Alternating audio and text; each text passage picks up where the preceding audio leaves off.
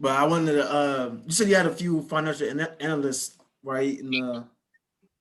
Are any of them on? So yeah, I have a couple people in my group right now that we're in, that I just kind of like found people from around Houston and people I know that they all graduated with like finance degrees from like University of Texas, and they started working in like the finance industry. So they do have some background, like, and they're like they know the language of finance, but I guess they haven't just been trading options. So like now I got them into trading options. So um, hopefully. Okay, cool. Can you guys hear me? Is any one of them on? Yeah, we can hear you, Kev.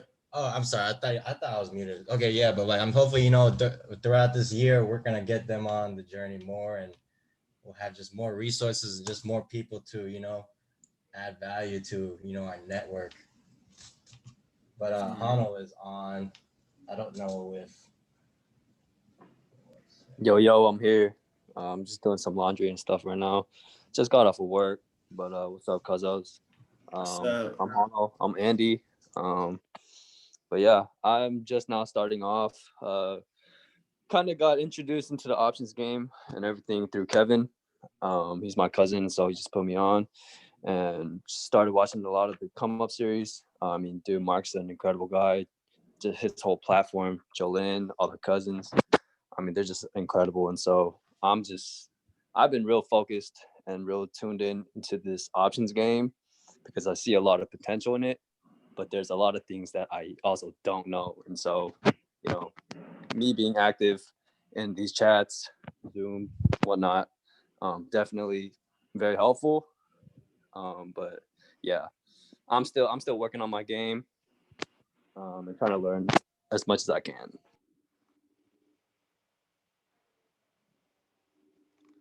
okay, everybody's muted. Okay. All right. So I just want to ask real quick if you could just type it in the chat actually at this moment. What is it about the fundamentals that people kind of like what part is it the financials that people have an issue with, or is it more so um how to find like certain information about the company? Like is it like something more specific, like finding what's the edge of the company, or what's the people's exact questions?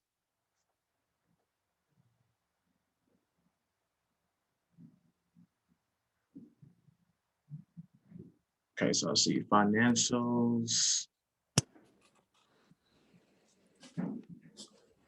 Yeah, conflicting numbers. You're gonna possibly see that depending on because some different analysts are gonna have different ideas of how much of the revenue growth will be. So you just gotta kind of like take the compare and see what the previous history has been.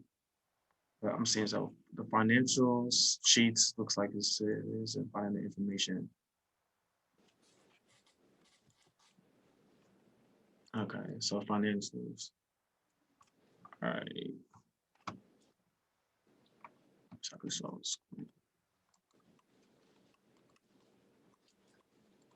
So I'm gonna just show exactly like how I look at the financial statements when I'm looking at different companies.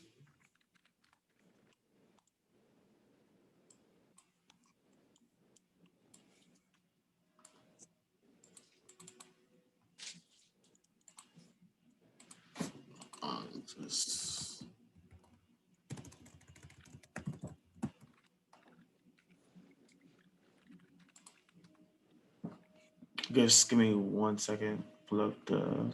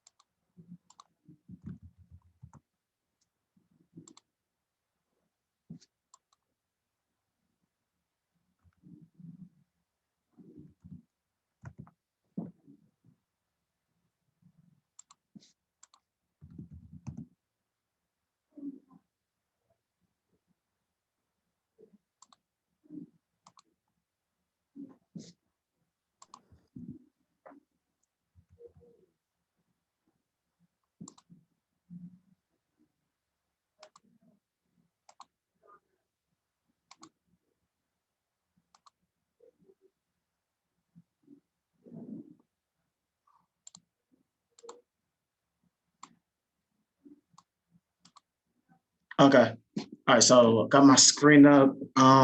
Just want to kind of go over a few things that I do for like research, and I kind of went this with my mentee group last week. So I'm just gonna go over some things that I presented to them that I think they found useful. So I'm just gonna give the same information as well, as far as like how to just get a broad overview, understanding of what's going on with the market from the previous day, day to day, and summaries. So a really good tool I like to use is Twitter. You could follow this person right here, Delta One. Basically, what was really dope about him is that he just gives you high level news at like before the news even starts reporting it. Like, and you just turn the notifications on and you'll get the tweets like in the notifications, and he just will give a lot of information every day. That's very useful. So this is a page I actually think you could follow. There's actually quite a few different ways. You could actually use Twitter just to research just Twitter, honestly. You could follow this person, but you could also follow like Ark Invest. And then what you'll do is with Ark Invest, it's like a lot of dope articles, right, written on Ark Invest on the website. So what you could do is you could follow a lot of the analysts. I'm sorry, Tayo, can you please Yes. go back to the first slide so I can write down his information? I was getting my pen ready as you. Oh yeah. I could do that. Okay. Okay, got it. Thank you. Yep.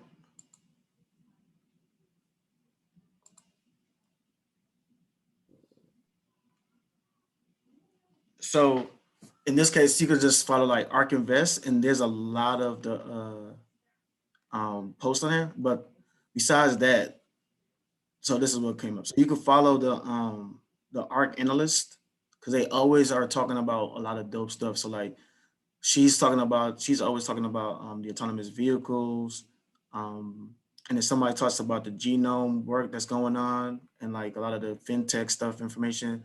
So like you could follow all these people, and then just honestly like everybody that got architect, you could just follow them, and then when they tweet and they always talking about some specific information, like either about the industry itself or about that specific stock, and it's very insightful. It's very you can just take notes and like keep it like in your notes. So this is like one thing I would say, like people, you could definitely use Twitter. Another thing you could do is you could also follow ticker symbols on Twitter as well.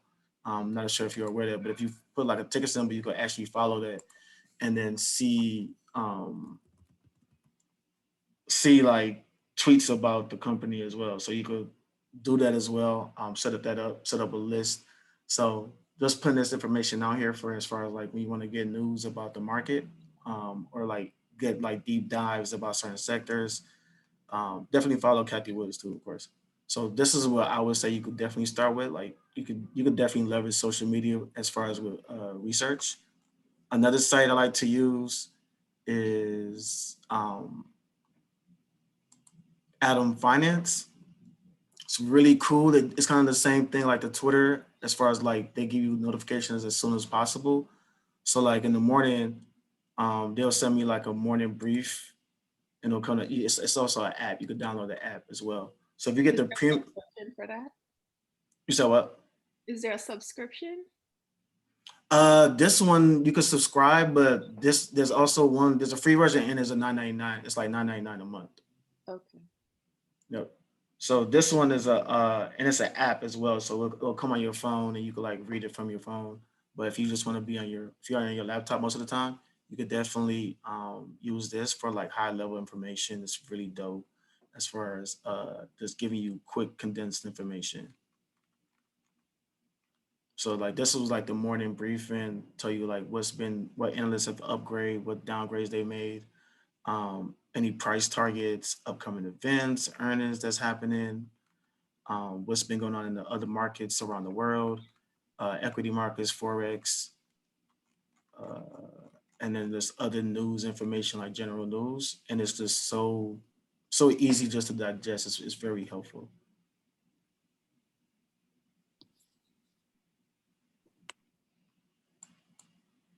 Okay. This is another resource. This is one you could use. Oh, sorry, I'm not live. Hold on. And this one's free. There's no app though for your phone, but same sort of setup like Atom Finance. You can also get a lot of the news. So if you click on the news, you'll get like a Twitter feed on the right, and then you'll get like trending news and like the latest news.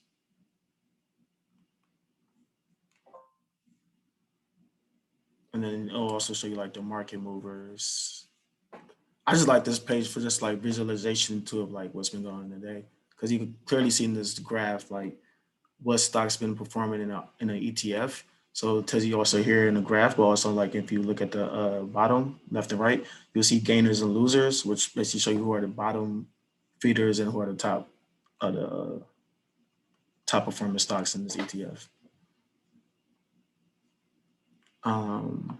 So not sure, but is everybody subscribed to Visual Capitalist? Because that's one site that, if you notice, Mark uses this a lot in his presentations. Well, he used to. So if you're not subscribed to this, definitely subscribe, free. And it just has a lot of good information, and the way they present it to you, so easy just to understand it and just digest it. Like this one right here was about the biggest biggest tech mergers and acquisitions. Oh yeah, the fly.com is a good one too. I don't really use the fly, but that's definitely a good one as well. If everybody's aware of that one as well. Renzo put in the fly.com in the chat. But so as you see here, like it just shows you some really good visualization in the article. So this one's about the mergers and acquisitions. So as we see, the video was one of the biggest ones, A&D, and then of course Salesforce and Slack. What was another site too, if you want to go? So just now, you don't have to use all of these sites. I'm just putting out information that you can use that I think is very helpful, and just will give you some information. So this one's called Network Newswire. So this is also really good for like just information. It's like kind of like this. I think they use some type of AI that just pulls articles, and it's really dope for you at least to get familiar with certain like high level information that's going on. So, okay, and I think, and then Ark Invest, subscribe to that one as well. So I think that's, okay, yeah. So those are like all the resources everybody could just use. I think somebody typed them all in the chat, right?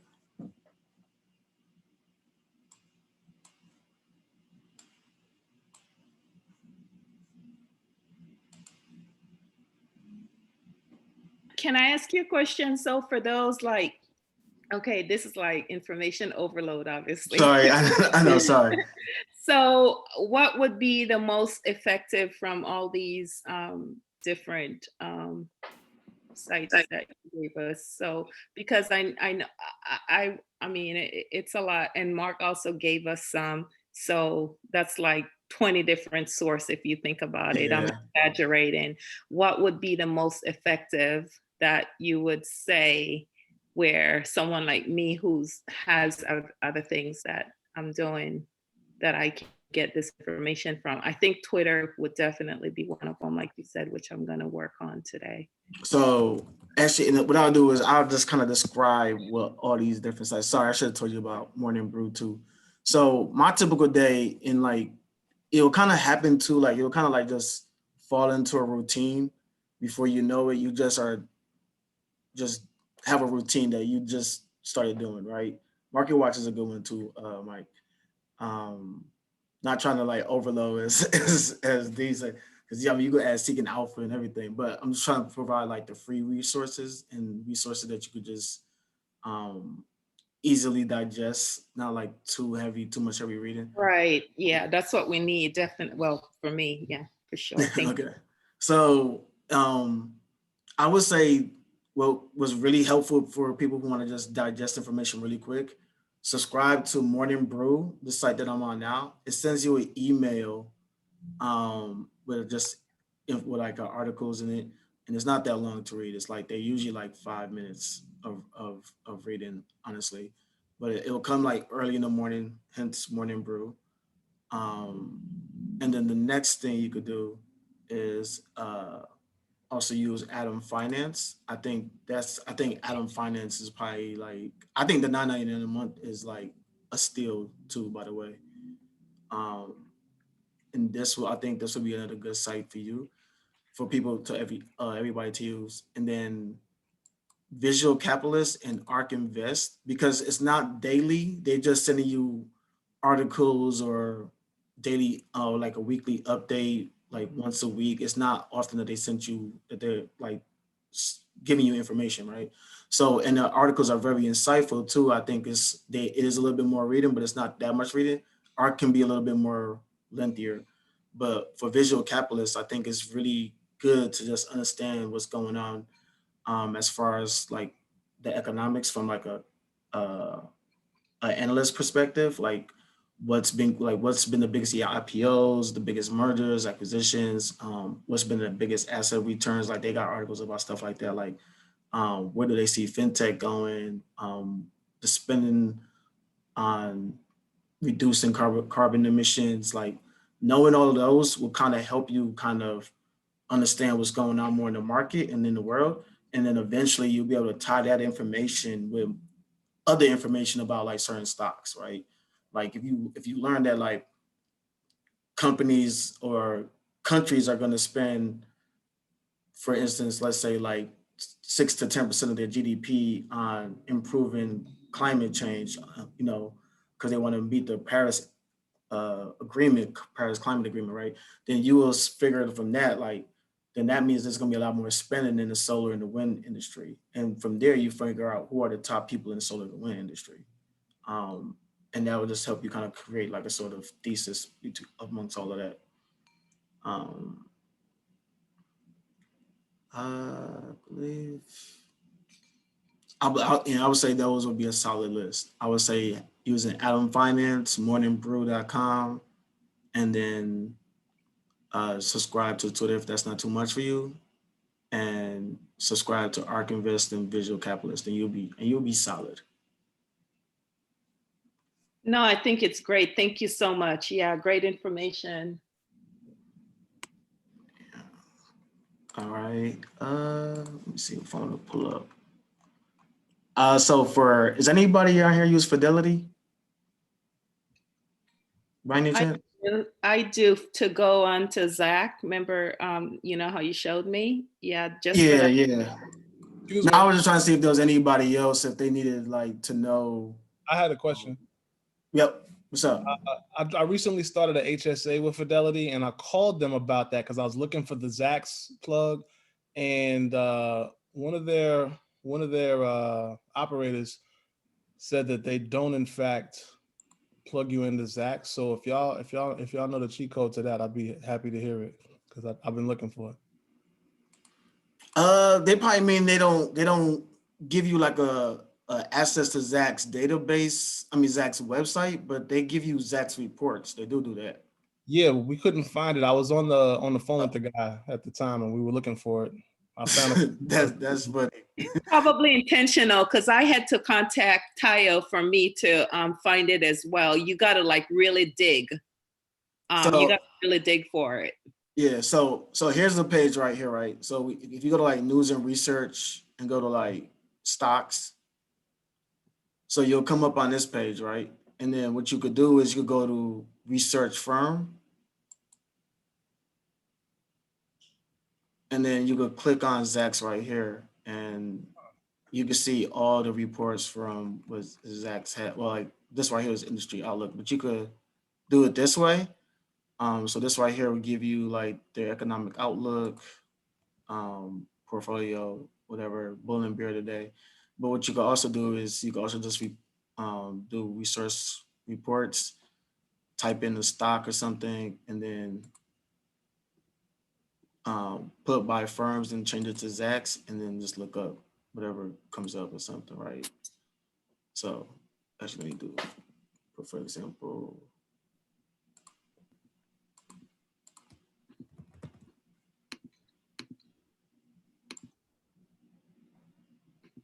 to then, yeah. So that's if you want to like a certain stock research report. Apologies, I'm sorry. You went from news and research to. Yeah, so I went from news research to stocks. Then I clicked on right here in the left corner. Hold on, I'm sorry. I'm trying to toggle between the Zoom and the actual Safari. My bad. Let me jump back in the Zoom, see where you're at. So you looking up the underlying asset first, or you just going straight to news? Damn it. No, I was just showing you how to get. So this like right here will give you like, this is like called the Stock Research Center.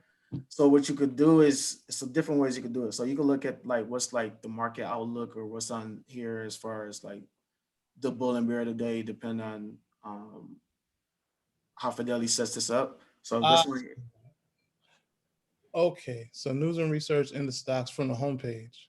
Okay, thank you. Sorry. yeah. All right. So then you could click on research firms. That way you could just see all the reports from Zacks by just clicking on Zacks. And then you will see like,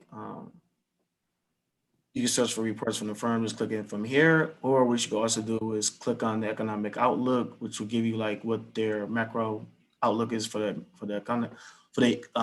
economics. Then you can look at like the market strategy. So this is like the strategy report that they want to use. The bull and bear of the day, what's their outlook on the industry. These are ones, and Renzo talked about it, but these are, I really read these ones. These are very, very insightful, because they'll sometimes have like an industry outlook, but then they'll kind of give you like what stocks they're looking at within that industry too. So you can like find some gems in there as well. And they'll tell you like in this they'll tell you like why they're looking at the stock, and give you like a brief little summary, like with maybe like a headwind and a tailwind.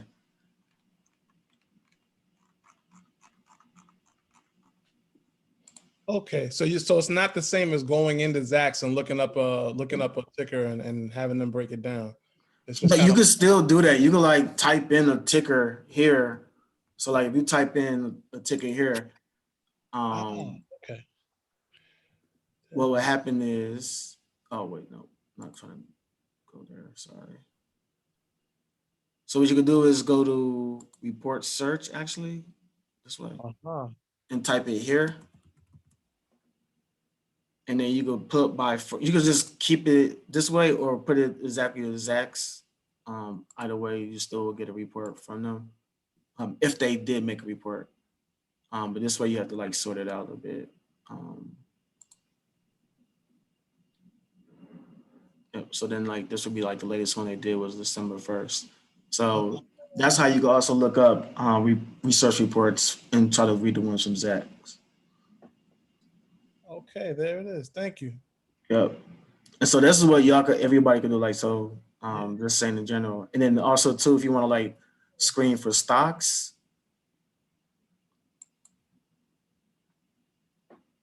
and if you want to like, and this is like where you could just do a lot of different strategies. You could use the strategy that they have for you, a template, whatever that Fidelity has, or you could kind of make your own. If you want to look at growth and value, or you just care about growth, right? Or you want to say the top 20% small cap growth stocks or something, right? And then maybe you want to like sort it a little bit more. Maybe you want to look at,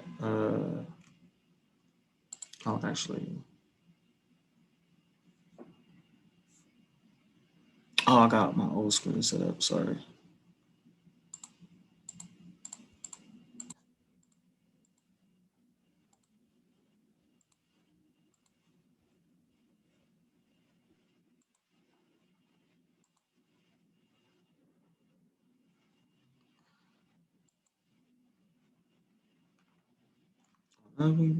This is not working right. Hold on.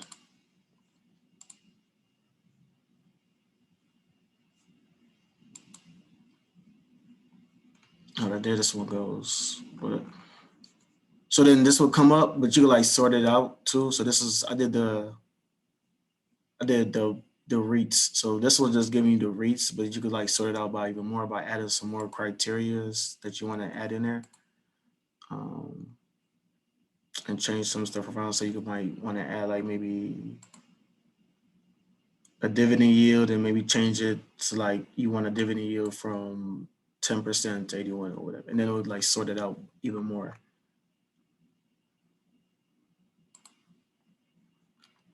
So this is like, it's kind of like, think about if you ever use FinViv or something similar to that. Like you just kind of screen it for a stock and you just set your criterias up here, and then it just outputs whatever stocks meet this criteria.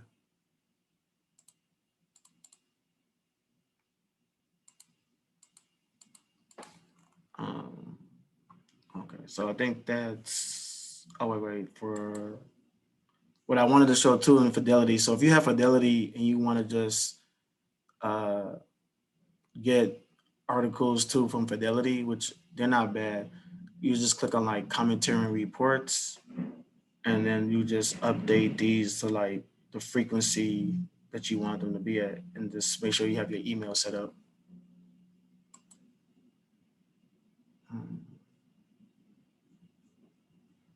Okay.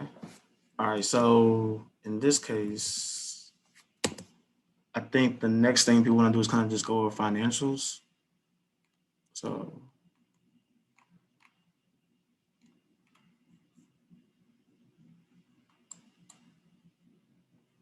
is Patricia on? She's a former tax auditor, so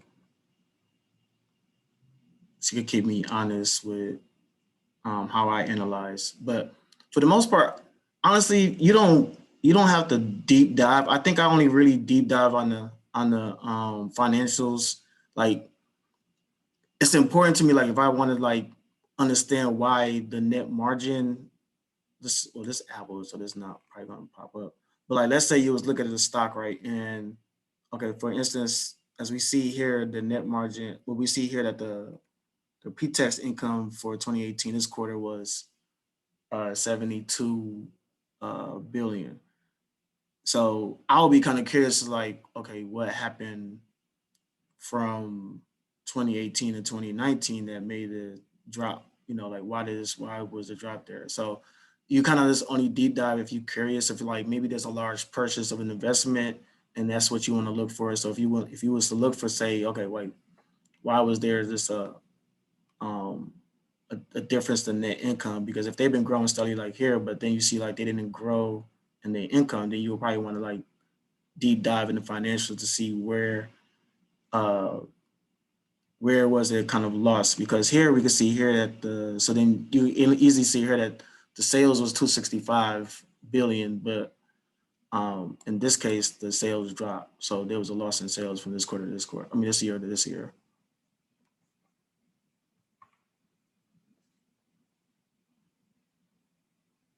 Okay, so Patricia, can you talk, Patricia?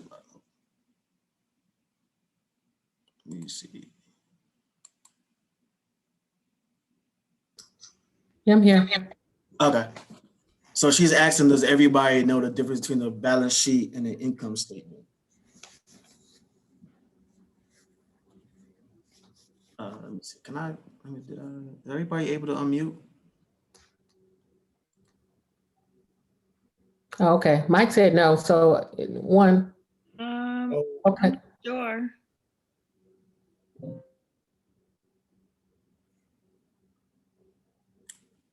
Okay. All right. All right. So just, do you want me to do it?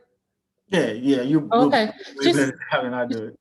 all right. Just trying to keep it as simple as possible. When you look at the balance sheet, that's the core of the company. Okay. In that, when you go to the balance sheet, what you're going to be looking there for is how much money they got, who owe them money. One How many? second, What's their? Patricia, 1 second. Oh, Sorry. okay. So balance sheet is the core of the business, you said? On the, yes.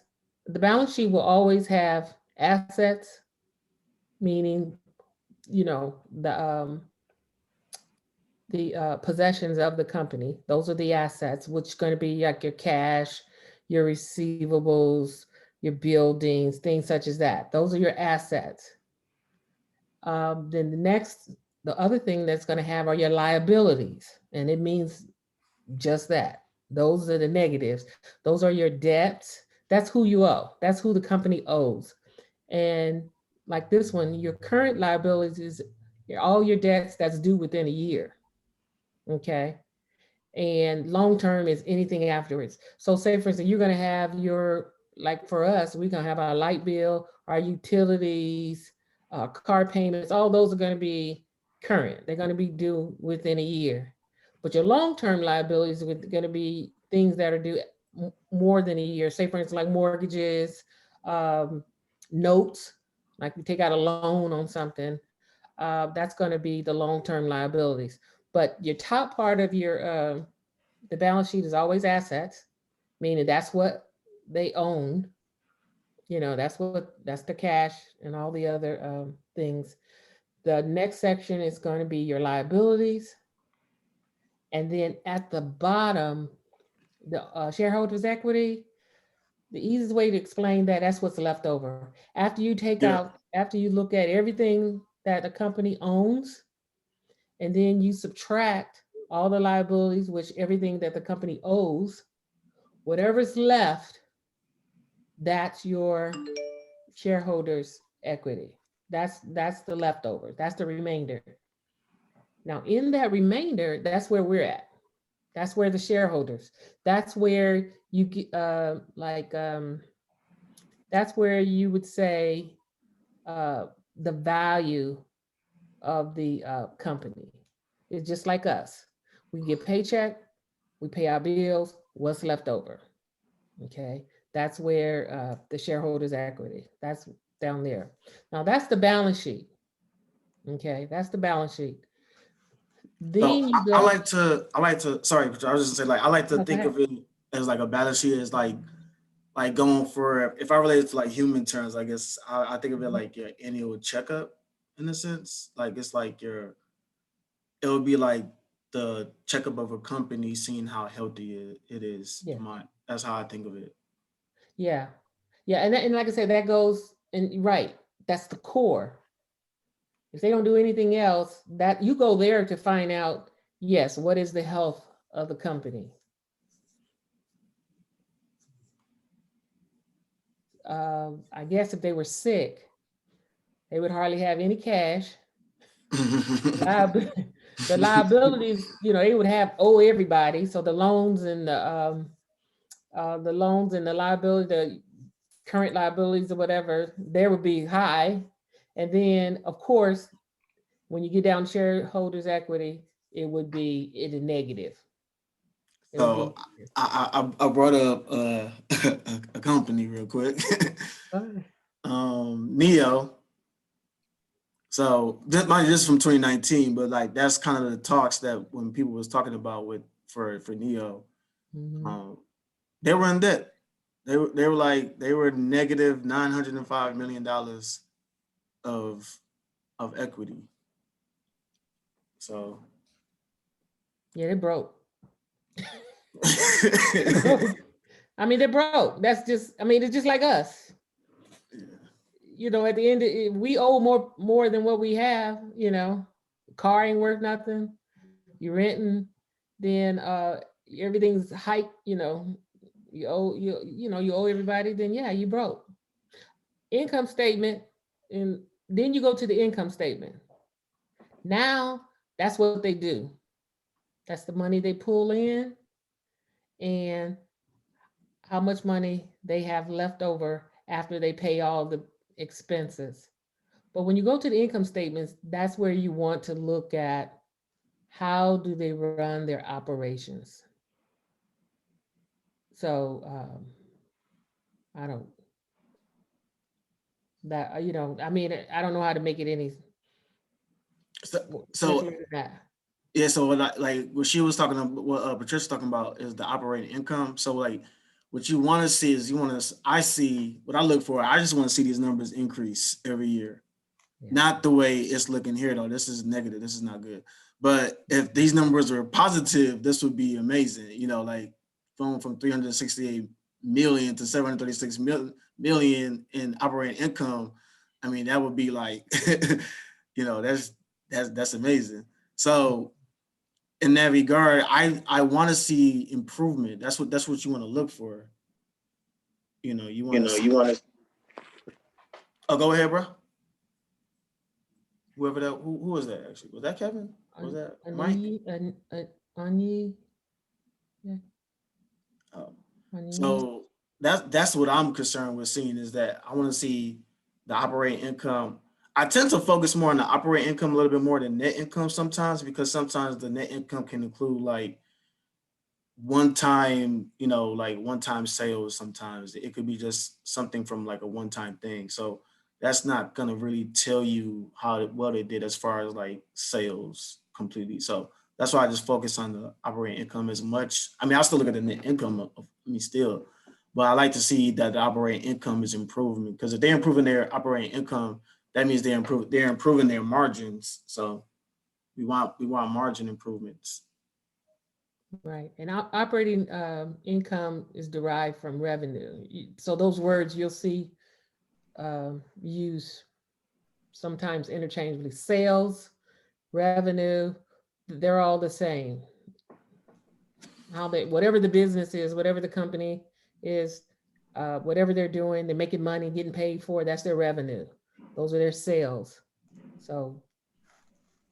Yeah, and as you see, Renzo typed in the chat, few things he scans through financials is typically revenue growth. That's great. That's really honestly very important. You want to see some good revenue growth, net income growth. How do you supposed to say this? I just always say EBITDA. I just earnings before it stands I mean, for earnings but I know what it stands income for, tax. but like, what's the short phrase? Is there an acronym you're supposed to say it in? It's EBITDA.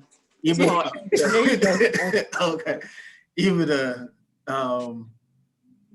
So you want to see growth in that too. So that is earnings before, earnings before income, taxes and depreciation and amortization. Is that Yes, it? yes. Okay, yeah. So that's the things you want to look for. You want to see that beat out liabilities year over year, and you want to see an increase in cash flow. Cash is important. Cash is king. Cash rules the world. Cash money, baby. So. And in the what you're saying, just to add a little bit to what you're saying, Tal, is that the reason why you want to focus on earnings, EBITDA, is because that's the hard cash. Okay, that's the cash they made. Now, if you're looking at it after the fact, depreciation, the amortizations and taxes, all that, that's just say paper money. That's paper money. So that's the reason why you like you said, you focus on the earnings before all those adjustments. Because what it is that those other things could possibly boost up or take it down. But the real earnings, the real cash is the EBITDA. Yep. And then so we look here, we see, well, let's go to the quarterly, because I know quarterly they've been doing better. Yep, see, it's a little bit better. So you see, there was like the operating income after the depreciation in 2019 quarter of ending in September 30th. That was negative $337 million, right? And then it got worse quarter from that to into December. But then now it's starting to improve. So they went from 217 in losses to 165 to now 139. So they're starting to gain some ground. They're starting to get a little bit more. They're starting to get a little bit more profit, which with each quarter they're growing. That's what you want to look for. You want to look and see that you want to see growth. You want to see that the company is improving year over year and quarter to quarter.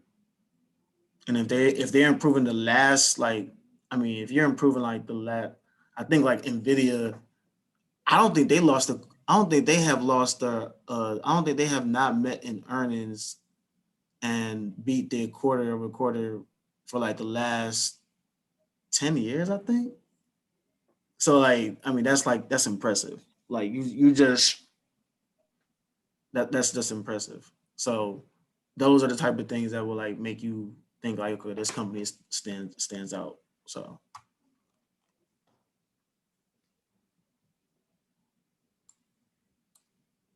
Oh, Renzo had a comment oh on that sheet, oh on that at the bottom of the income statement there about the earnings per share, how it's divided out amongst all the shares.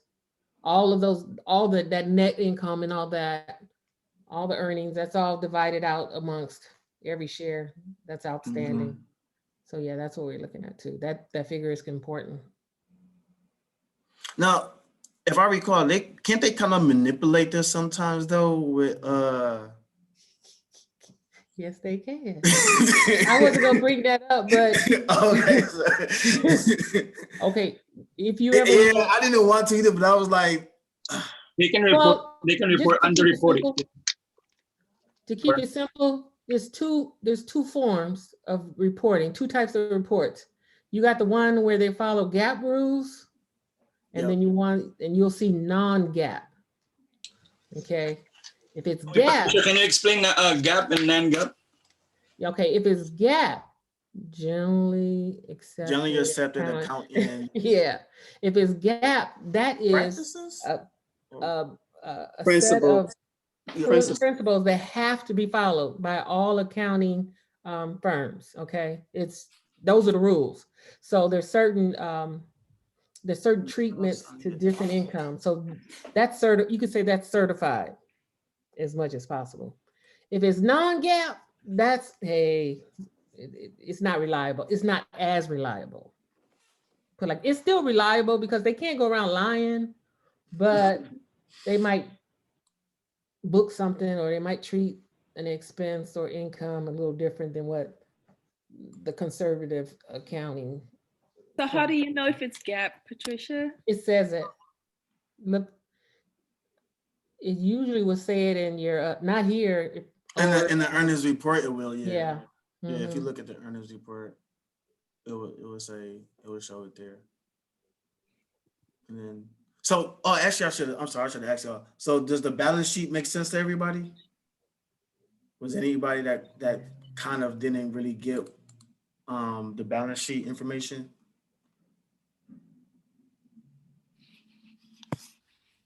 And you can like send me a message directly if you don't want to send it public too. It's fine. So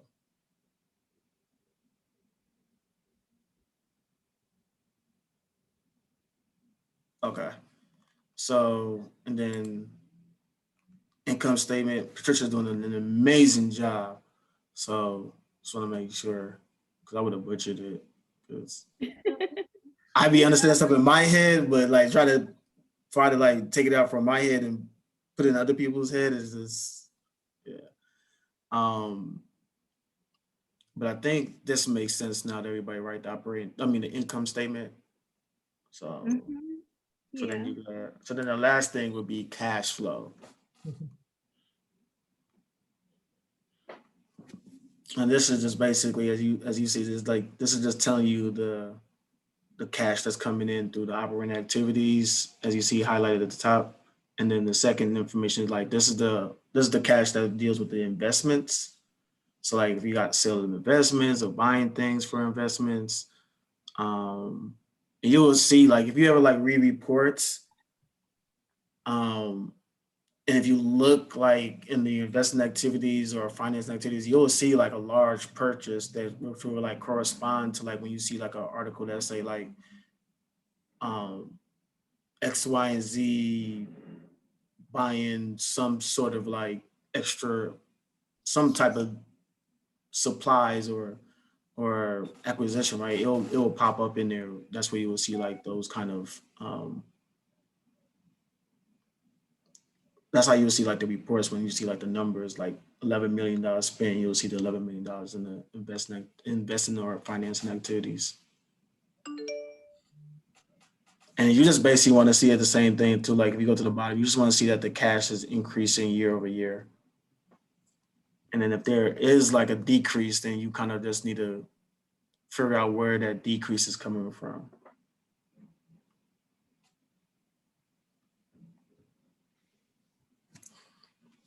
Bar chart for financials.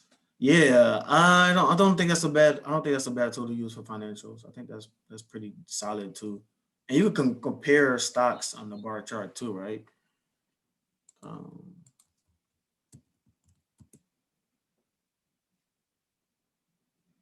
Oh, I have not used macro trends, but that's actually not bad too.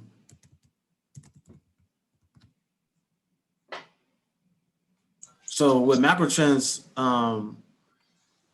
you could like just look at the numbers there. It's kind of cool the way they give you their information. As far as like if you want to just like you could just look at the margins and see if the margins have been improving. It's pretty cool too. Like it just give you good visualization, and you could kind of like this is a good indicator, like, okay, like this has been improving, because if it wasn't improving, it would be flat. Like this is improving. So Apple's gross margin is kind of like been flat for like the last 4 years. Technically, they hover around as 30 something percent for gross.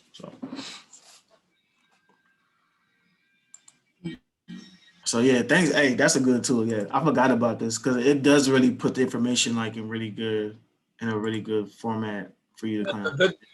Tayo, I'm sorry, but look back to the financials. I like this one because you can see, like 15 years of 10K worth of 10K, which is good. Because sometimes I just want to look back. Oh damn, yeah, that's really. Oh wow, damn, Apple really. Where is that? Where do you see it?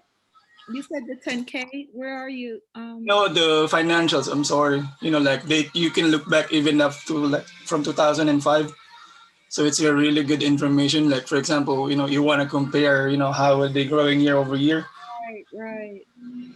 Yeah, and you can see it. Like you really can see it here. Like if you look, it was like after 2010, Apple just really took off. But they were doubling almost year over year, starting like 2006.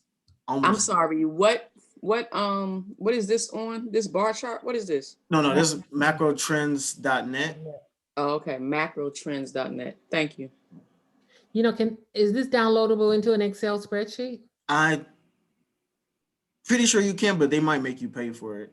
Do you know how to pay for this? I could be wrong. Like I could be wrong. I never tried it, but I think you can.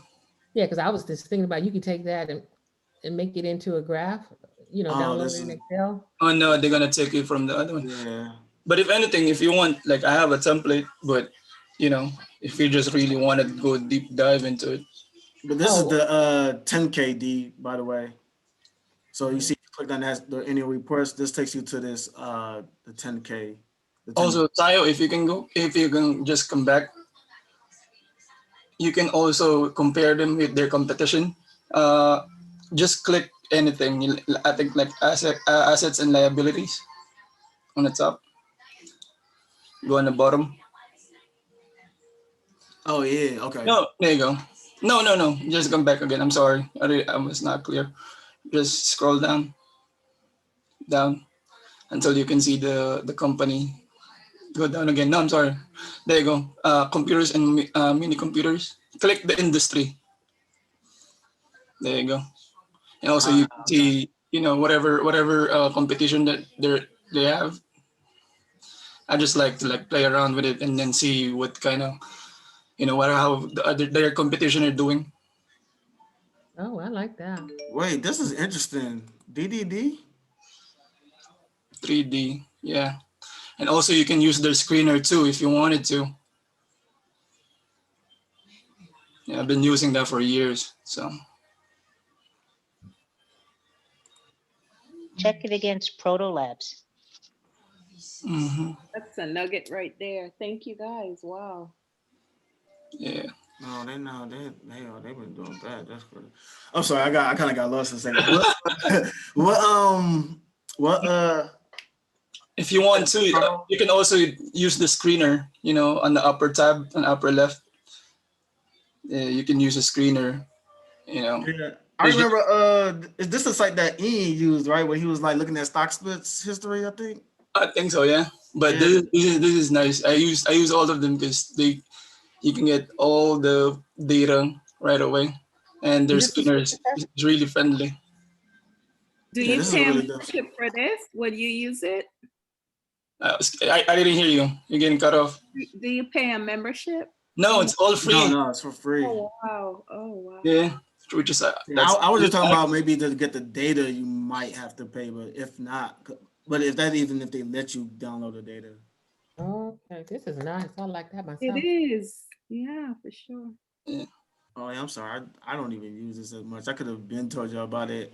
I use it more with the stock split, but I haven't even in like looking at margins.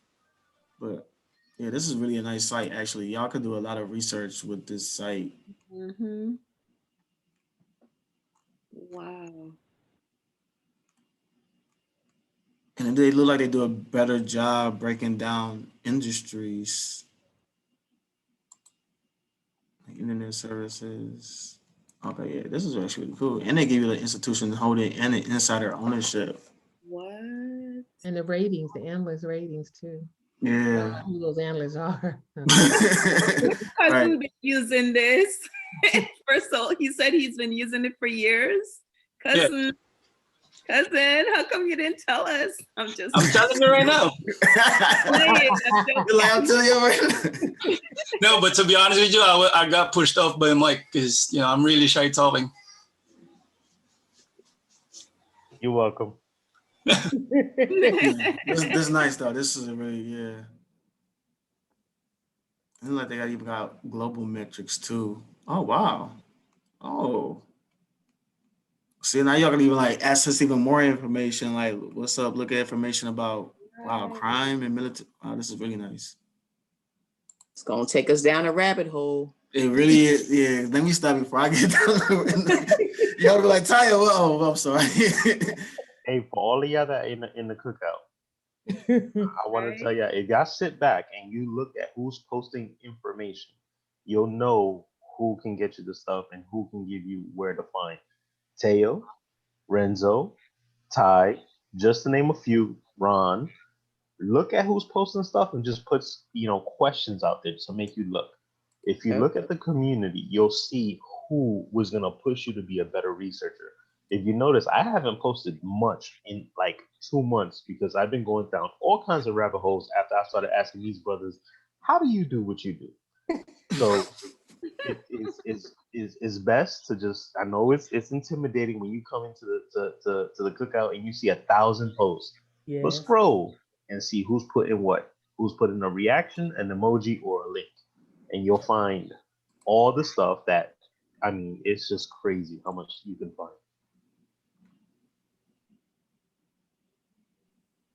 I can't wait to see what these numbers are going to say for 2020 because I know China exported like 200 something billion just to the US.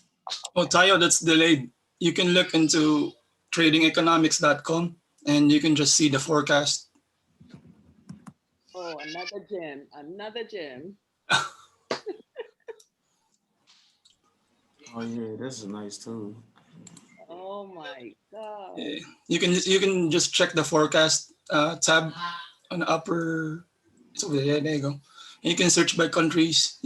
See the different indicators too. That's a lot, but yeah, it's a good thing to have. G20 or whatever. And today, when Mark was doing that game and putting people in the hot seat and telling them to think bigger, how you would pivot and stuff like that, information like this will help you understand how a company would move and grow.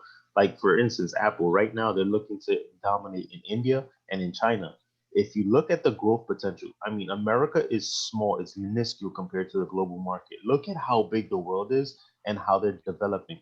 They're going from third world country to being first world nations, and they're gonna have to catch up in tech and money and spending. The industrial revolution that happened here is going to be nothing compared to the tech revolution that's happening on the other side of the world right now. What took us almost 50 years to do, they're going to do in 10. And they're going to do it in such a big fashion. Just be ready. Thanks, bro.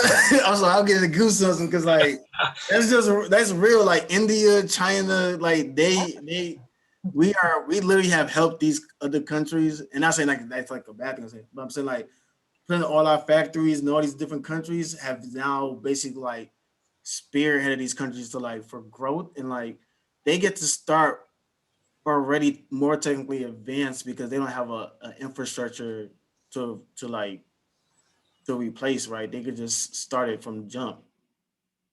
So India's like Visual Capitalist actually just had an article about it too, about like which countries are going to show the most growth, like GDP wise. China's on there, India's on there. Let me see. Brazil? Actually, I did not check it. Brazil. Brazil was hot. I remember reading about Brazil a lot when I was like in the early like 20 around 2014, 2015. I remember because it was that acronym they had for Brazil, right? Like it was like I think it was like Brazil, South Africa, India. Oh, what was that? It was like BRAC. Some it was an acronym. I remember. I do remember it was an acronym, and I heard God. This it. Goodness bricks. No, it was dang.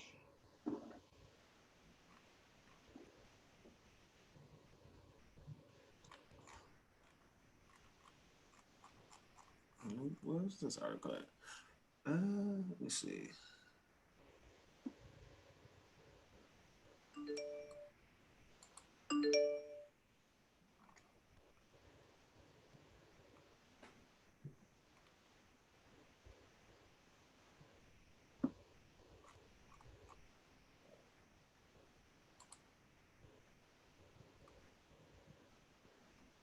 Sorry, y'all. I'm trying to find the article that was talking about the countries. Did they just released it though? I thought. Could have sworn it was like over this weekend. What did Renzo? What did you just send over? No, those were like videos just to show you how advanced China is in regards to AI and then the robotics and like the innovation aspect of tech for them. Mm-hmm. Yeah, that's just sorry if I'm bombarding you guys with information. Oh no, I'm writing everything down.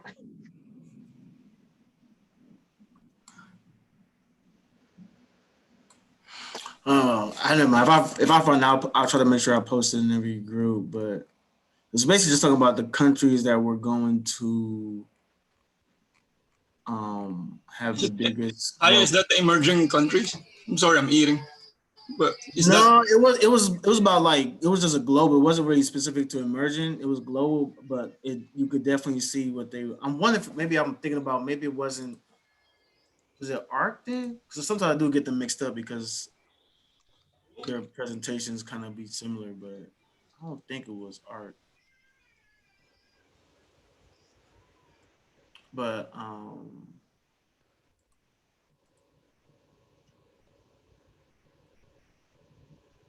it's okay. It's all right.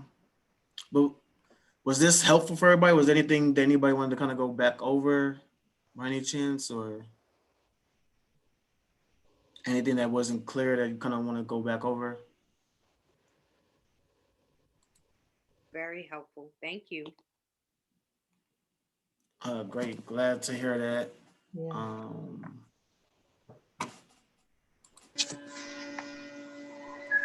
Oh, I know that something is very good. It's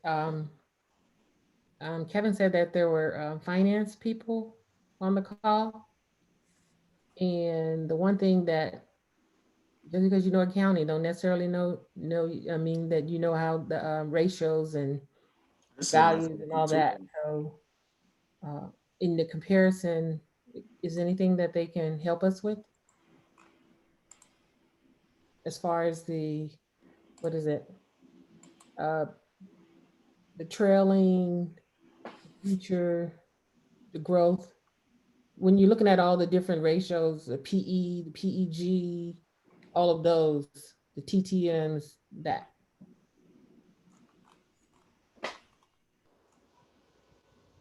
Kevin, is Kevin still on there? Oh, yes, I was waiting for you to finish. But as far as the people that did have that inside information, they're actually not on the call at the moment. I still need to get them more involved. I guess they're just busy at work. Okay. What they do, but they do have like, you know, a good understanding of the economy and micro and macroeconomics, um, which could help, you know, in terms of trading. So I definitely want to, Oh, this was you know, it. get it together and get them on here on the next call for sure. Okay. Sorry, y'all. This was it. I didn't realize that it was on my phone, so I didn't realize why it looked different. But this was saying like, so this was 2020 status of what happened. So you see, we went down -3.7. Canada went down a lot. Canada went down a lot. I know that was attributed to the monthly stipend they were given to citizens in Canada, Canadians. Because I think they spent like they were giving them like 2,000 a month, I think, or Yeah. 1,200 a month. Yeah, it was Yeah. considerably more in the United States, that's for sure. we well, I ain't getting none. But yeah, as you see here, India is like 7.9, China's like 8.0. We're at like a 3.19 for recurring for 2021. Brazil, somebody said something about Brazil, right? Brazil's 2.62. Chile's looking at 4. So, but the growth of India, and then I know one of the things I remember reading about India that was interesting too, is that India is predicted to overtake China as far as in population, but also in like middle class eventually as well by like 2030, I want to say. So How is I don't know. How is their government in comparison to China? I don't think they have as much restrictions in comparison as China does. I don't think I've ever seen anything regarding that. Yeah, so I know their stock market is booming because I always see stuff. It's funny because I never used to really see stuff about India's stock market, and like now if you don't be so clear in certain things, you might get some people. You will see discussions about the Indian stock market in certain forms. I mean,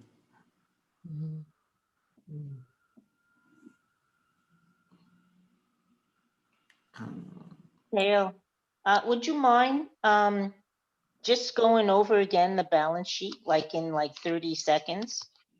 Like what it is and how it differs from the income statement? okay, let's just see on bar chart. Okay, so this is on bar chart. So I just want to show the same thing, just on a different platform. But so this would be, what did I click on? Oh, so this would be your balance sheet.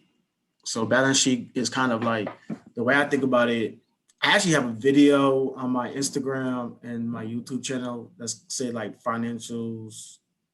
The I kind of like try to put it like in a way of like thinking about it as like a human body in a sense. Like so it's like the physical checkup, the blood and airflow of a business, right? So I think I thought of the blood and the air as like the cash and the in your income statement, and your balance sheet is like your physical checkup. So and this is like at a point in time, while income statement is like kind of like quarterly to quarterly or annual to annual, and it's more like your updated progress report that you just steadily looking at to see that you want to see improvement. So it's like it's as if like you're trying to get better healthy wise, and you just keep checking your vitals and checking your stats every quarter or daily checkup in a sense. So I'm sorry. One thing that I always remember with the balance sheet assets minus liabilities equal net worth. Right.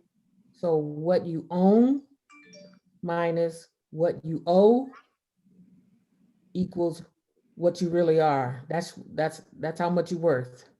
So that's the company, what the company owns minus what the company owes some other people. When you subtract that out, is what they're really worth in the end. So that's the balance sheet. Yeah. And maybe if it might help someone maybe get a little bit better, think of like if you was to put everything you owe and everything you have in your possessions and laid it all out, that's would be considered like your balance sheet, right? That would be like this is the entire makeup of that business. So think about like this is the entire makeup of you, and this is everything you own. That's a asset, and this is everything you owe, and you just want to figure out like if you're net positive um, or if you have more depth in the long run. So you could think of it like that, and then think of like uh, your a pay stub that you're getting that would be like similar to like the income statement. So every paycheck you're getting, think of it like an income statement, and then trying to figure out how I don't confuse y'all if I say income now. If I talk about income statement versus cash flow, but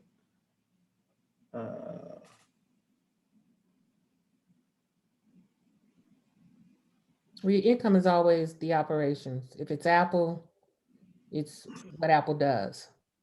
okay, yeah, Microsoft, Nvidia, is what they do.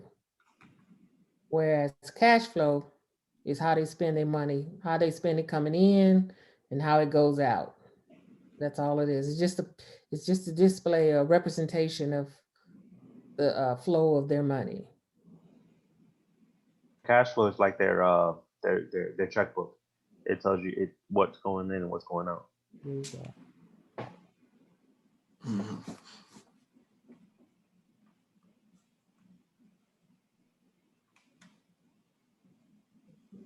Alibaba got some money on them. Come on now. Look at that. I'm looking at Alibaba. They trying to get what's his name? Jack Ma. They're trying to get him out. They're trying to get somebody else in and It's been out. He's been out. He's not but even they Yeah, have a you in. hard know. time getting a replacement. He's just a spokesperson of Alibaba. Yeah. I'm hoping my fingers crossed for all of my cousins that are invested in Baba. Well, thank you, because I'm definitely in Alibaba. And It's still falling today. it was up for a second, then it dropped, Right. which is, but Yeah. I think it started coming up because of the news that came out towards the end about their investment opportunity. So I think it was about the um, cloud servers. So hopefully that gets Alibaba on the right path back up. So Zay is positive when it comes to Baba. Just keep riding on what he's saying. hey, that's how when you get conviction in your trade. Like, can't nobody throw you off. I don't care what nobody say. That's where you want to be at, though. That's how you want to be. You want to be at that point where you like, can't nobody tell me this trade is not about to hit. Like, can't But nobody. this antitrust it does affect the trade though. I mean, I'm going through it with Facebook as well. So, and it's how much, I mean, I know I'm doing long term, but it's frustrating to see keep going down and down. Yeah. Q made a comment on antitrust, and he used Visa and Mastercard as an example of how antitrust will not be successful, because if they do, they would have to go and break up Visa and Mastercard, Right. because they have pretty much a chokehold on all credit cards. And there's multiple areas and sectors that are like that. The last monopoly that was broken up, I think, was the railroads, and that was like in 1930, 40, something like that. There hasn't been anything recent. What about the telecommunications with AT&T and them? I'm about to say, didn't Singular Wireless? Wait, what was that? What was happening now? I wasn't paying attention like that back then. So I just remember somebody got. It was Bell Telephone, AT&T, and the rest of them, all of them back in the day. They had to they broke them up. But I don't, the thing with the internet and all of that is like, I used to work in the government, but who's smart enough in the government to be able to break that up?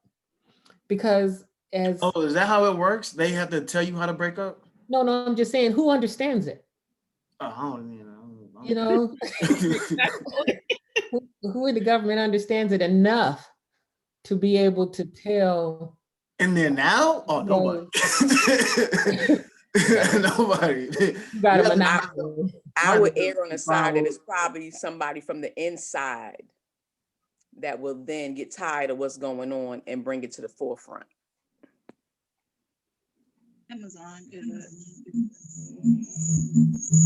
But it seemed like even with the telecommunications, like when AT&T bought Singular and now look at when Sprint bought Nextel, now look at T-Mobile bought Sprint, so it's still all doing the same thing all over again.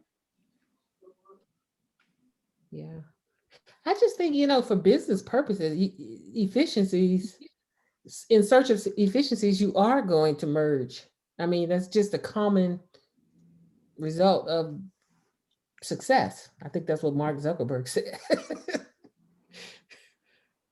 You punish the companies for being successful. I mean, that's, it's going to be interesting. Actually, no, I just thought about something too.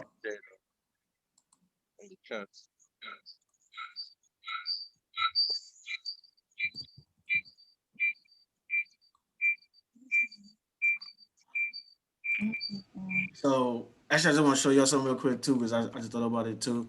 So when you saw when people was doing like the 31 flavors, or if anybody's seen that, in the Facebook come up group.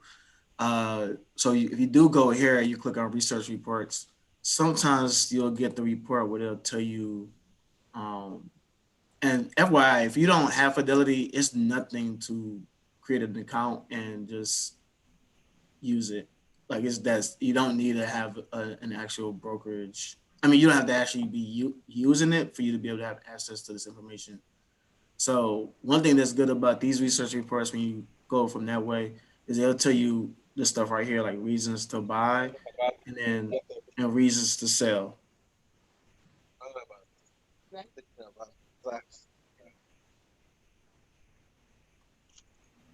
So I thought somebody was talking, but yeah, so this is like really good too, just FYI. So I didn't explain that properly earlier, so I just want to make sure y'all was aware of that. And then I mean, Zacks is cool, definitely not taking away from Zacks, but like it doesn't hurt to like look at the other resource reports. I tend to look at Ford, Argus. I mean, sometimes I look at all of them, but I tend to look at Ford and Argus and MSCI, and I think Thompson. Yeah, if this is the blue white, yeah. So I look at their I'll look at their reports too. So.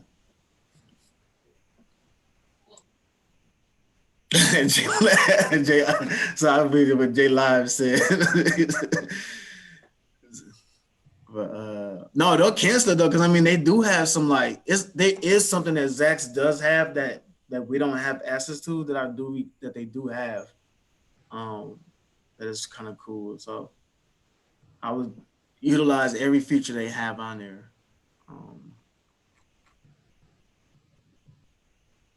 And then so when you look at all of these, you kind of get like a good idea of like what's the headwinds and the tailwinds for the company. And then like you also can see other stocks as well. Maybe you want to see, you might find another gem within the gem. And then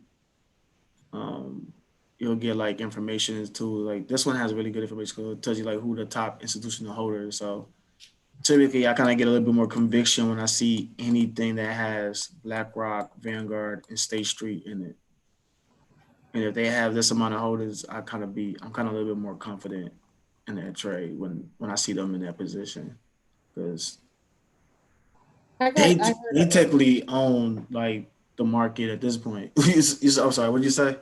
no, I just said I heard uh, the article that was about the semiconductors, and then I was listening to, I think it was CNBC. They had a bunch of analysts on there, or a bunch of um,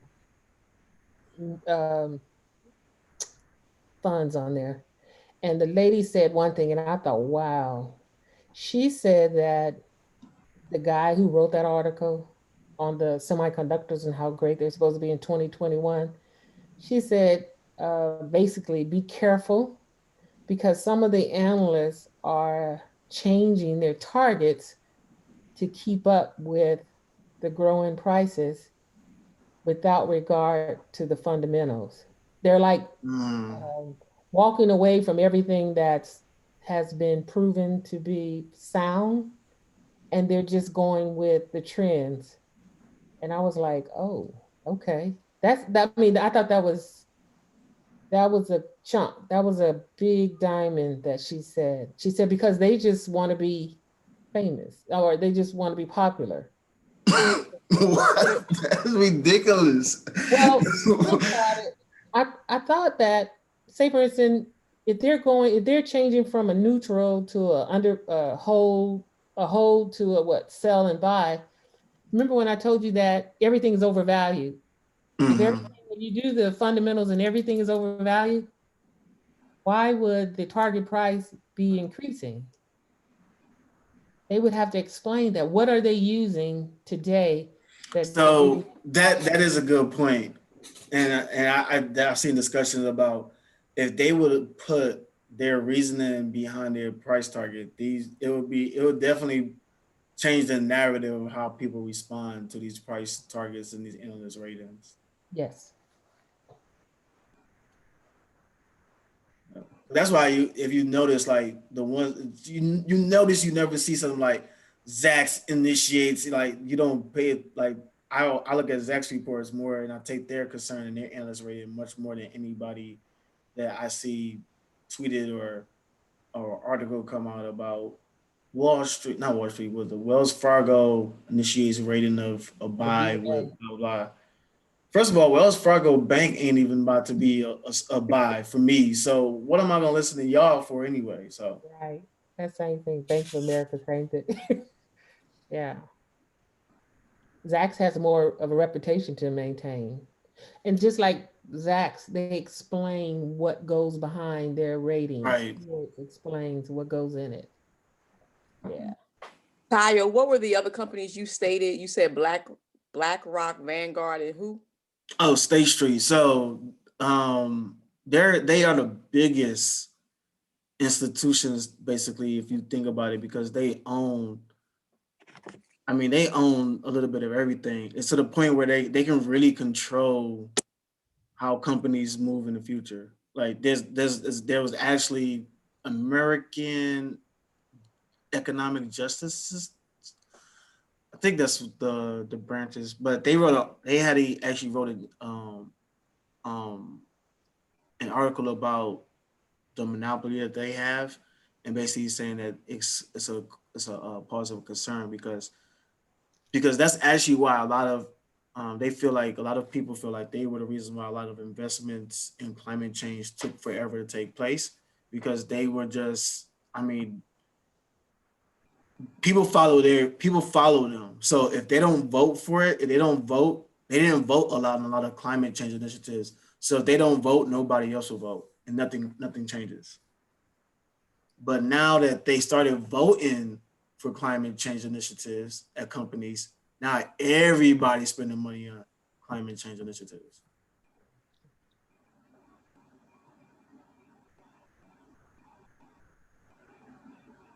Okay, thank you.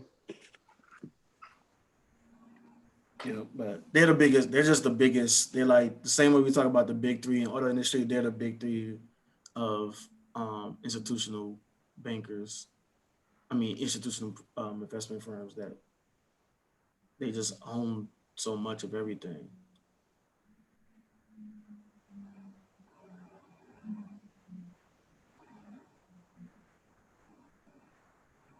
Like if you actually, if you go on Whalewidom, and just even input, you could do a back test of like different firms, and Vanguard and Blackstreet and State Street, they always outperform the S&P.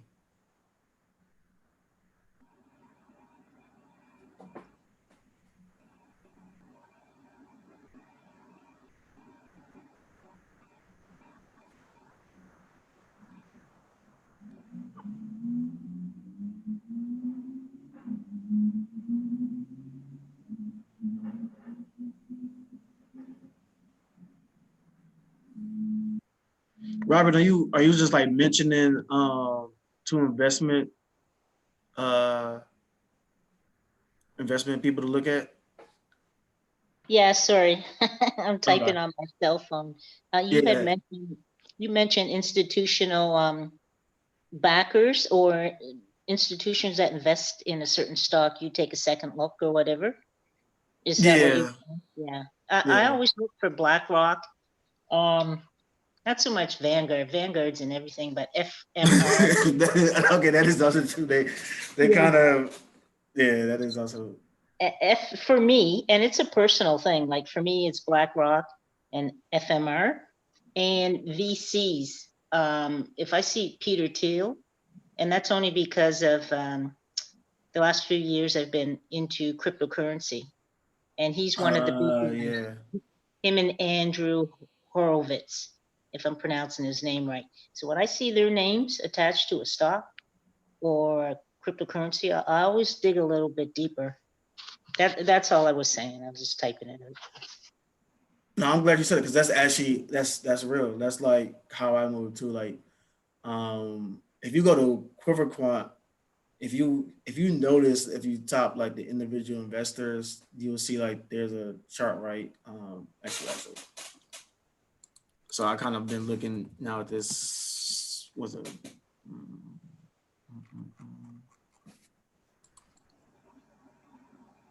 How often do you use Quiver Quant and Whalewidom? It's not like all the time. It's more like if I find a new stock and I'm just curious about like what institutions are in there, and I'll look at it. But so this, so like when I was looking at this graph, I was like, okay, the crash. But then I looked at like Warren Buffett. I was like, okay, crash. Warren Buffett crashed too. Um, and then I was just curious to see like, did anybody actually not crash? And then so then I came across like Bill Gates, I think it was Daniel Loeb and Stephen Miller. Yep. So then I was just looking, I was like, okay, well, I got here and I was like, Daniel kind of looked like he didn't crash, and then but he's been doing bad now.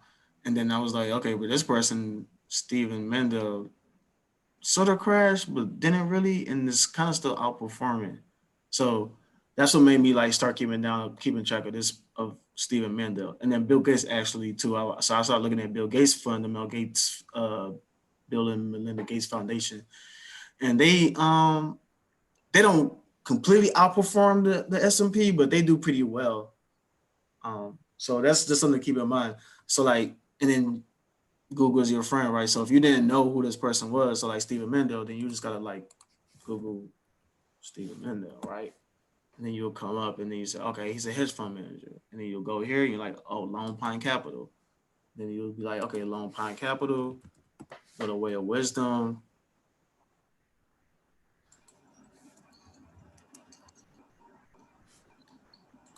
Then you just look for Lone Pine Capital.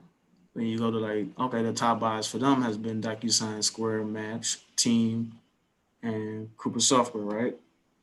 And you just see, okay, what's their entire top holdings? Oh, y'all can't see my screen? Oh, wait. Yeah. I can see Now it. we see it. Oh, okay. Hey Rob, I'm not sure why you can't see it, but maybe try like reconnecting. Okay, cool. Okay. But so here, so then if you come here and you see all the holdings, then you just kind of will like see what has Lone Pine Capital been increasing their the amount of shares in. So this is actually how I find nuance. This is actually how I actually did find well, no, I actually found Nuance Communications in an article from Lone Pine Capital a while back, but then this like reaffirmed my decision about Lone Pine Capital because they've been increasing even more when I first came across them. So Nuance Communications is an AI software that I think will do pretty well in the future. Um, they're getting a lot of strategic partnerships and they're doing a lot of stuff in the healthcare industry as far as like helping doctors and medical personnel be able to like read the medical records in a much more proficient way. So, um, so they're on like my radar too. GPN is another one, good one. So that's typically how I would probably go about things. Like you just kind of that's how you kind of start your rabbit hole, right? And then you kind of like start going through all these different companies. And Did you guys see where is he a co-founder or the founder or the billionaire Netflix dead? Poison? what? Yeah. It came right when you started. Wait. Who It came out yesterday.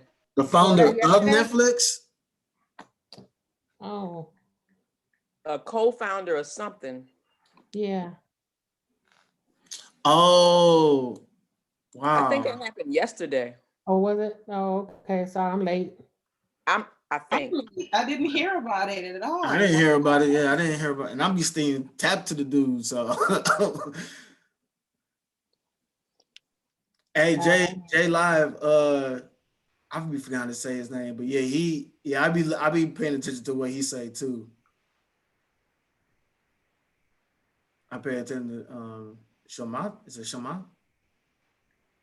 Shamat. Yeah.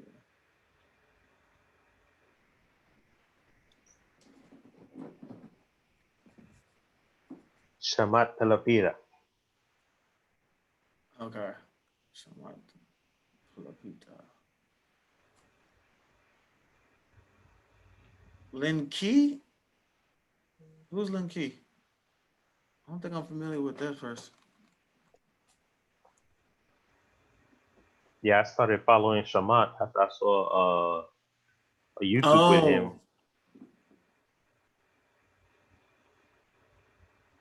Oh, he's a Netflix producer.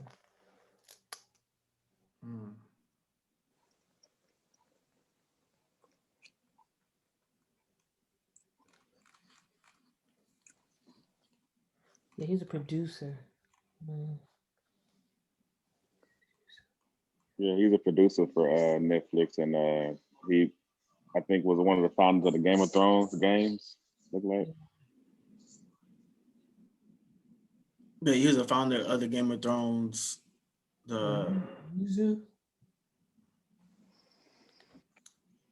Poison. Suspected poison, rather. Oh, shoot. So Shamat is the one who passed away? No, not him. No. No, Shamat is the ex-Facebook director or something. Shamat is over my head. When he talks, I don't understand. He's way out there. It's like, do you guys understand what he's talking about? Not really. I don't know if I feel weird that I do kind of get what he be saying sometimes.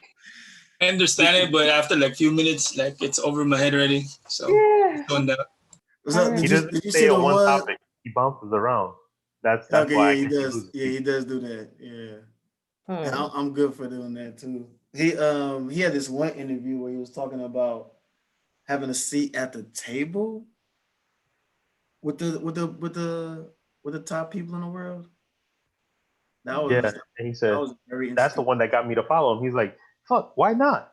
And I was like, "I like this dude."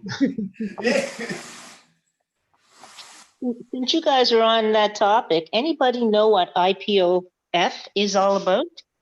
It just came out and I looked everywhere for info on it to see what he's looking at taking over or buying.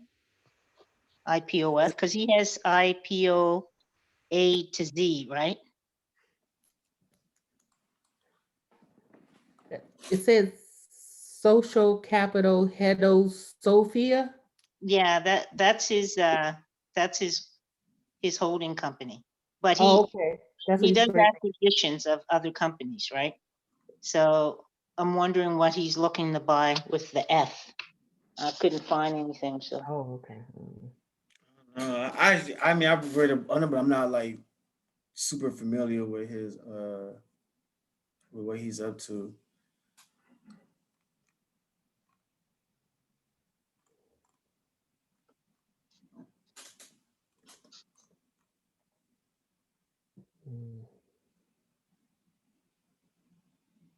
Okay. I just read it on net. It's the executive producer of Netflix. He was poisoned by the rival. I'm reading it. I Googled just now. Wait, poisoned by who? By a rival. It says 3 hours ago. Worker. What? I thought that only happened in the movies or TV show. That's some Russian Law and Order. That's That's crazy. Mm.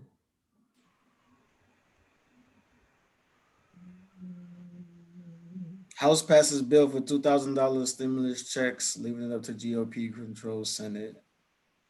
Reject. Well, we'll see what that looks like.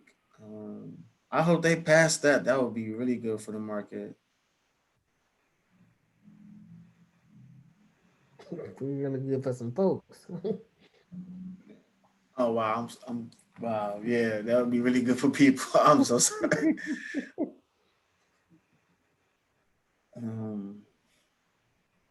I wonder if they deflated some of that foreign aid that they had in that stimulus package. You saw that? Oh yeah, that was a really good point. How is that always in the bill? Like it's like no matter what the bill is about, there's always something about some foreign aid. They need to do some local aid. Right.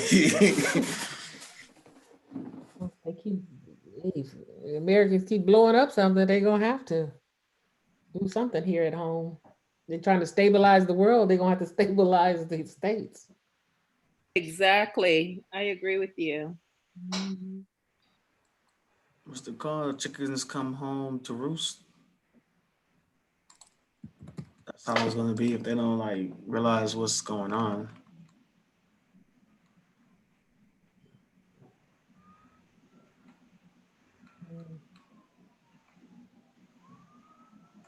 I don't see it either, Robin. I was looking it up, trying to see what he was trying to bring together also with that IPOF.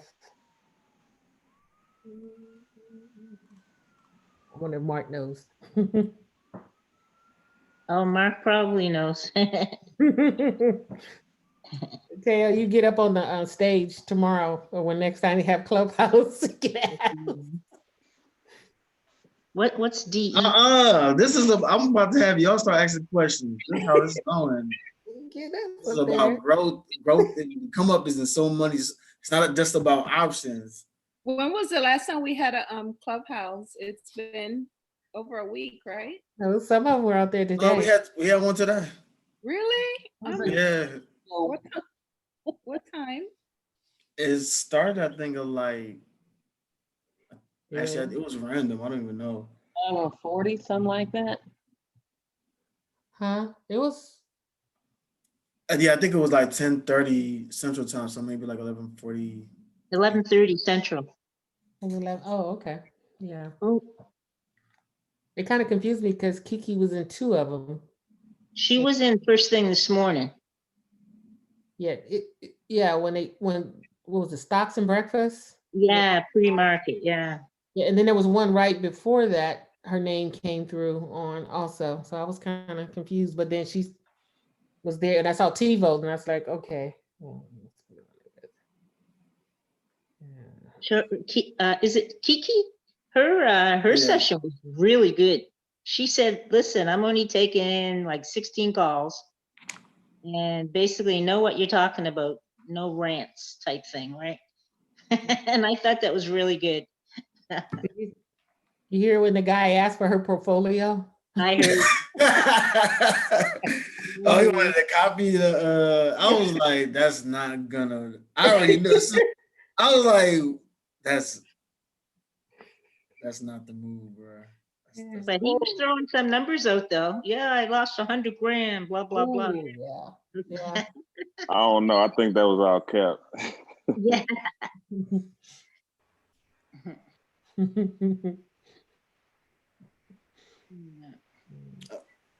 So I guess, was there anything else anybody kind of want to go over, or are everybody fine, or y'all just want to shoot the shit? Or any other? I mean, it don't even have to be about fundamentals if y'all want to like discuss something else that y'all kind of like been looking at or a stock. Also, another thing I guess should have mentioned too is like look at the press releases is really key too. So like, let's say you want to look at give me a company that they're kind of curious about. Care DX. Someone's looking at the Ark portfolio.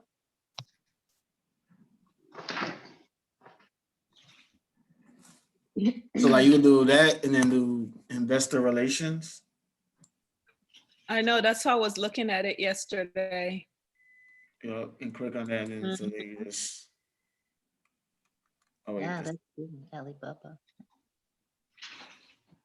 Oh, the presentation. So you could, and this is where you could like see what they kind of are going to be up to.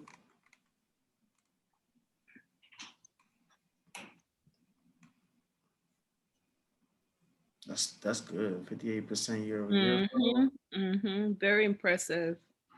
Are you following Ark on the regular? Are you asking me or are you asking her? Whoever's the lady that's speaking there. I did. Yeah, I am. Yeah, that's on their ARKG portfolio. Yeah. Just to add to what Teo was saying, like for me, I've narrowed down my interest in what I want to invest in. So from there, I look for the experts in that field, and that's who I follow on Twitter. And good move. If you can nail down your interests, that'll help because like someone mentioned, there's so much information and you can get information overload. And 99.9% of the websites, they're all offering the same thing.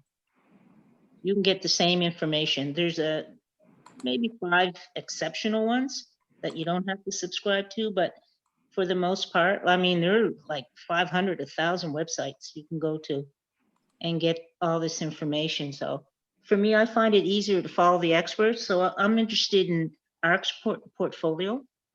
So I follow them on Twitter. I follow their webinar. I'm on them on YouTube. And when you follow Ark on Twitter, you can also follow their experts. They have different researchers in each field, like EV, genomics, genomics, autonomous vehicles, etc.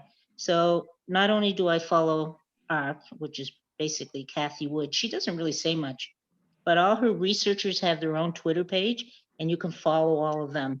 So when they get in, this is the thing, when they start talking about something, it always blows up.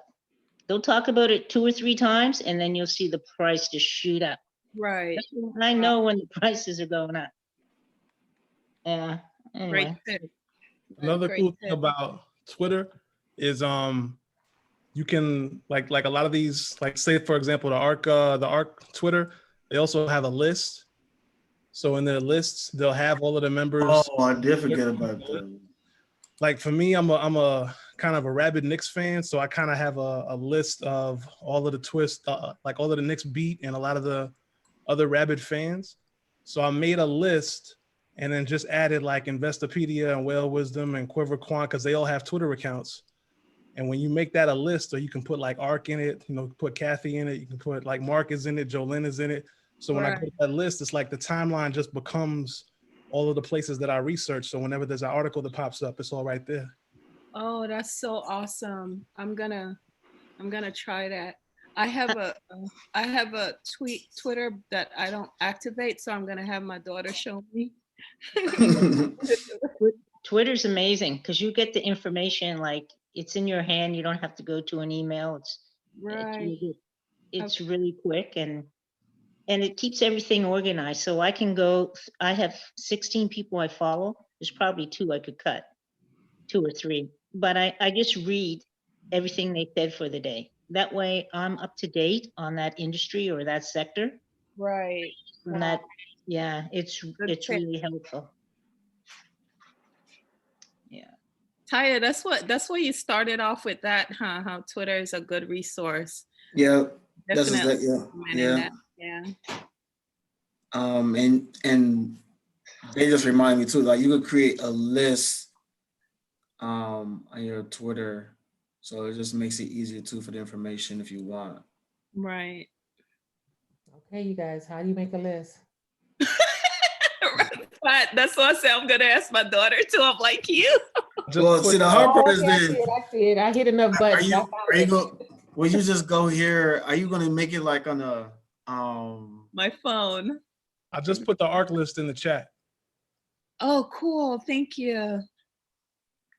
So you just go here and then like if you go on Ark's profile and then like, so the same way they'll have followers, following, likes, they'll also have lists. And if you click on their lists, if Ark makes a list, you can follow it. Okay. Oh, you're following that link that I sent is Ark's, not just following Ark, but following Ark's list. Right. Timeline of all of their all of the members. So each member, whenever a member retweets whenever a member tweets something, it shows up in that list. Oh, instead of the individual, huh? You know how we and then like you can make your own list, right? And just add everybody in there individually. So like my list would have all of those individuals, and then it would also have all of the different outlets that I read. So say like Wall Street Journal or like, you know, CNBC or like I said, Quiver Quant, Whalewidom, whenever they tweet something, it shows up in that list. Yeah, so I'm actually doing it right now. So as you see, I'm actually adding. Well, I think I'm adding. I think it's just something more with the way Twitter did it, but I'm clicking add on all these people to add to my stock news list. So yeah, we just follow J Love's list, right? No, that's not my list. That's Ark's list. I put my in there too. Hold on a second. Oh, is it Ark team, that one? Yeah, exactly. Okay. They'll even have a description. So like it says, Ark's areas of disruptive innovation, including genomics, industrial innovation, and WebEx. So then if you click on members, it'll show you the members, like the 12 people in that list, and they all work for Ark. Like each of their Twitters have like the end with Ark. So that's basically the staff, the people that are doing the research. Okay. Cool. Thank you. Yes, thanks. One thing that we have to. Hey, Taya, I have. Do you want to look at this ticker? And it's SIRC. It's a solar roofing company. And IRC. Yeah, no, S as in Sam. IRC. Oh.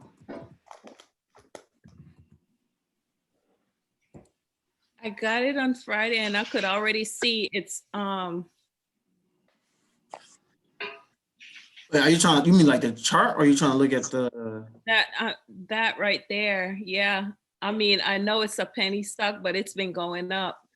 And it's a solar roofing company. I know you laughing, but yeah, it's looking good. I went into their company as well, and I did like a deep dive, and I can't say much. I got a few stocks that well, they're not penny exactly, but they are under $10. See, I have questions in regards to like penny stocks. Like, what do you see fundamentally in them? It's kind of like you gotta have double conviction I feel like for you to want to be in the penny stock, like, okay, like you have to feel like this company is legit, it's just completely undervalued. It's like thinking about it, like you have to think like you're getting like a AMD when it was like $14. But you Less than that, know, $2 and No, but the difference with AMD and them, they have products. Like I have AMD, a while back, and right, I sold right. it this year. So But what I'm saying is the difference between an AMD and, like, say for example, this SIRC, we we don't know their products. this is a solar company. Mm-hmm. no, they actually do have products, but the They sales do. is not gonna be Okay. Okay. like No, it's not just, that's what I'm saying. Like, it's not just and with going into clean energy and all those different things, I feel like this could definitely be one I'm of not those. seeing I nothing come mean, up though. So. it wasn't a lot. It didn't cost a lot, so I'm not gonna lose. But so far, I've already gained $110 since I got it Friday. No, I'm asking because I never look into it because the tip from the old people that don't look and don't play with penny stocks because you always lose big. I mean, this is this is the only one that I invest in, but I brought it up because of my conviction. I feel like it's a solar company, and it's definitely that's what we're moving towards, solar roofing and all those different things. So with this one, what is their actual product? Because Tesla. They're working with Tesla, eh? They work, yeah. Oh, they're working with Tesla. Okay, there you go. Solar Integrated Roofing Company, SIRC, Solar Integrated Roofing. They're here in California too. So I saw they also have an interview, the vice president and the president. I could see it going somewhere, and I'm catching it before then. So that's why I decided to those two. That's why I decided. I looked at that last night, actually. I think they're offering options now, are they not? I'm not sure they did. I just went ahead and bought it. I think so. I think it just got posted on CBOE. Options? Yeah, for say $9, and they got options. Check it out. See if they got options. Just for 2 days. In 2 days, I got it on Thursday, I believe. When was it? I don't think there's typically are there options for an OTC market? Just it's OTC. Yeah, if it's that's what if it's a piece of OTC market. But I don't think I've seen. I don't think there's options. No, not for OTC. I looked at that last night. Let me see. It went up 28.63% today. So from they went up because Elon was talking about the sector in general, just in terms of because Tesla is going to jump into the HVAC business as well. Yeah. Like I'm looking at says here the comment triggered a stock blowout in the reusable energy sector. One company experiencing the boom and expanding in solar and quick growing solar integrated roofing. So they got a little bump from him talking about solar panels. And it's only 31 cents a share right now. So yeah, it is. I thought they were going. Tesla was getting out of that business. What is the ticker, guys? I'm sorry. SIRC. I thought Tesla was getting out of the just solar looking at that. What is everybody? How's everybody leaning this? I don't even know about it. No, Tesla already does solar roofing. You can buy. I just got back in, but no, I saw this one yesterday. Actually, I appreciate you bringing it up. Tesla's already doing solar roofing. Yeah, but they're not making. I think Kevin is the one who ring that up yesterday in the group chat. Yeah, they got really. So you guys been talking? No. You just bring it up yesterday. I saw it. That's the main reason. But I never look into this company. But I think it's a good find. Wait. Tesla. Look, I just did solar roof. It has no debt at all, too. So that all these different things. Like literally, I saw the interview with the vice president and the president, and it's just, I stand by it. This is the only one I have, and I should have bought more. But I feel like they're definitely gonna go somewhere. You bought it before that pop? I bought it last week. Wednesday or Thursday of last week. I started doing research like right away. I did research on them, and that's what made me. I bought it when it was 21 cents. So, Good for you. and it only cost Wow. $200, and it's already up 110. There go one of the president or CEO. How Yeah.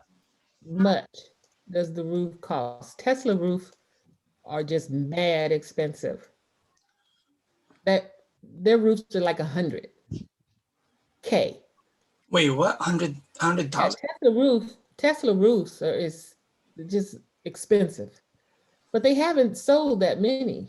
If you look at their balance sheet, they haven't sold. I mean, their income statement, they haven't sold that many roofs. Tesla, I thought they were getting out of the business. They do panels too. I just did a solar roof on my house. SIRC didn't come up anywhere. No, they're in Cali. They're in You're based Cali. in Cali? Okay. California. Mhm. Yeah, but I'm just saying, as far as just looking up, because sun power, Enphase. Well, Enphase is the all the different people in the market.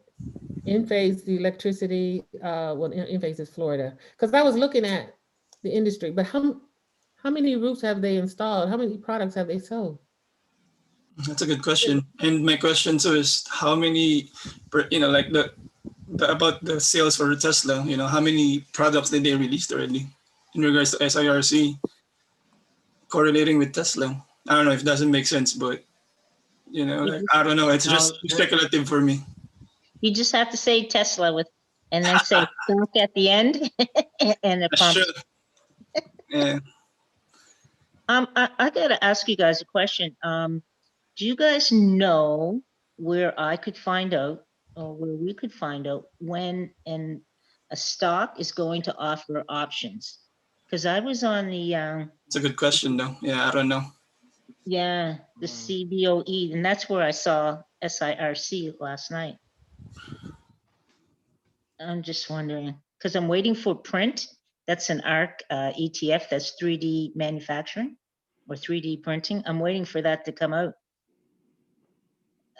In I saw options. some company with the 3D. That's Ark too, right? They Yeah. have yeah. I know. I'm telling you, I'm like digging down rabbit holes like Matt. I think it was Matthew said it or something.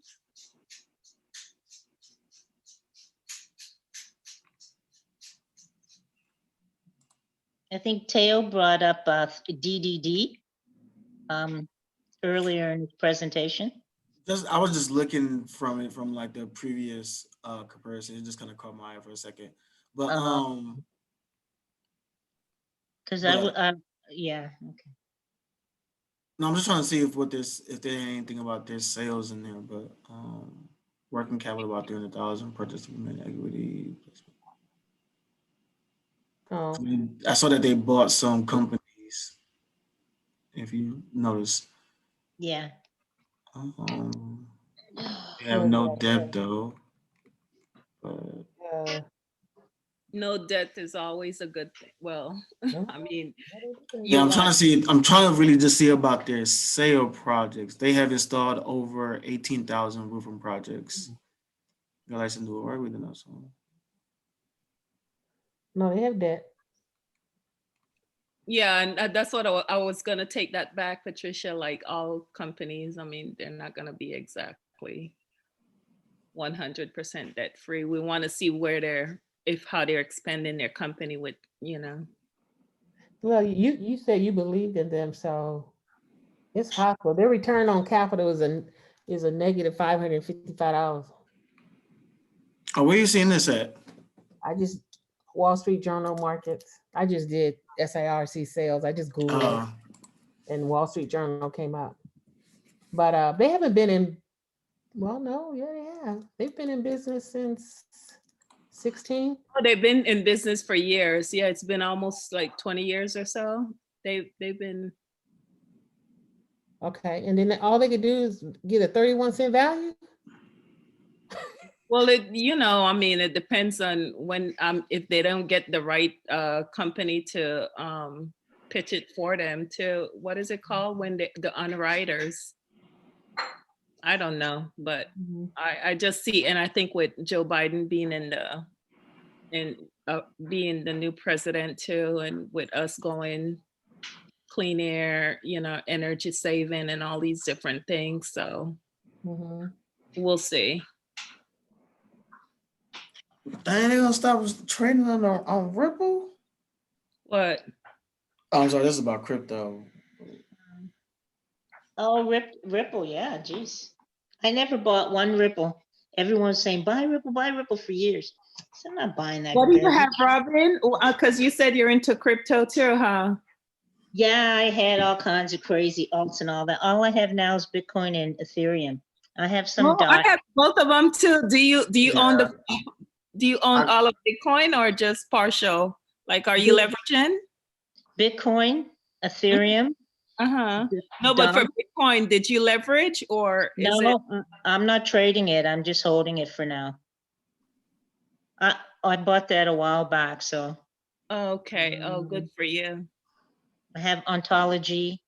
Yeah, I'm just so tired of crypto now. And since I discovered options, my interest is there right now. So yeah, I'll buy Bitcoin every week or so. Just My to interest add in to it. crypto has been increasing. I feel like I was always gonna go into start buying a lot more crypto, but I was planning to do that like in a year after I start rolling these trades. But I don't know. I feel like crypto is kind of booming now. Well, at least Bitcoin, and I think Ethereum is gonna be following really close Oh, behind. Ethereum is going to 1 grand soon for Yeah, sure. so Yeah. I definitely think having some exposure to crypto right now is probably very important. Yeah. Yeah, it's I think it's they're about to go on a run where they're not going to come back down to where they are Mhm. currently. That's what's up, Jay. Jay, what did you write? I just saw something from you. Heels. Yeah, I use Voyager for mine because they give you interest on there. Cellulose is a good one. I come at the semiconductors. No, this right here's one. I have to go ask my husband. Did he hear about this one? Himax. What is it? Himax. HIMAX. Semiconductor? I never heard of It's it. a semiconductor. And I asked my husband, and he said, "Yeah, oh yeah, I know about that one. I've used some of their product. Where did I get it from? While I was looking at, I don't know, I was doing some research on what on the company, and then I went to the analysts in Fidelity, and I looked at one that I happened to come across one that had a high rating, and then so I peeled down into his rating, dug down in his rating to see what were his quote unquote high picks, and I just start looking at those, and that's where that one came up. It's Zacks, one of Zacks analysts came up with it, and I was just looking at whereas Nvidia, and it's only $6. It was less than $7. That's the lowest. And whereas Nvidia IPHI, I don't know who that is.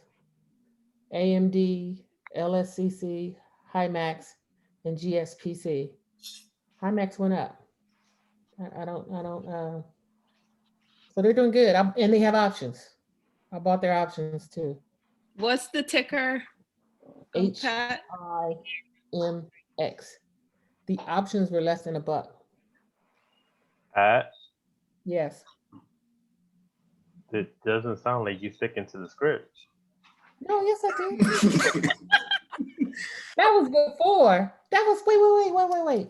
That was before. That wasn't yet today. I stuck to the Yeah. script today. Time check. When exactly did you do this? That Yeah. That was last week while I was doing the assignment for it. I had to do what, Wednesday?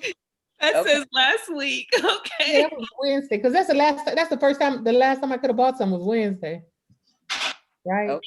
Yeah, that was Wednesday. I I don't didn't know. buy anything today. We're No, gonna I have to was we're good. gonna have to jack your passwords. Yeah, yeah, we need a screen. Right. We need a download of everything that you did. All the accounts that you had, and you can't have to add anything else to that until it's been approved. Oh my gosh, Pat. I stuck to the script. I only did one thing today. You're so Wait, you said you did something today? Yeah, I did something today. Yeah. Oh my gosh. Tell So, us about It hasn't even been please. 24 hours. no, I but know. I had been waiting on Duke Energy. I had been waiting on Duke Energy to come up. I was using Duke as okay. I had got rid of a bunch of bonds because bonds wasn't doing anything. Well, Duke is not doing anything. Also, I was just keeping it for dividends, and then it dawned on me like, whoa, I got all this money sitting in Duke, but it's not growing. Yeah, I get a dividend, but this money could be used somewhere else. So I had to reduce my Duke holdings. And what did you do with the money? It's just sitting there waiting on the crash. Okay. Selling out to prepare yourself for 2021. That sounds all right. That sounds like your script. That sounds like what you covered. So that's okay. You didn't purchase nothing. You positioned yourself. That No. sounds good. I tried to though, but no. Be your accountability partner. He been But they straight. didn't take it. I intentionally put it low. QQ, 3 Qs, and what was that? Square. But they You didn't can want it. where?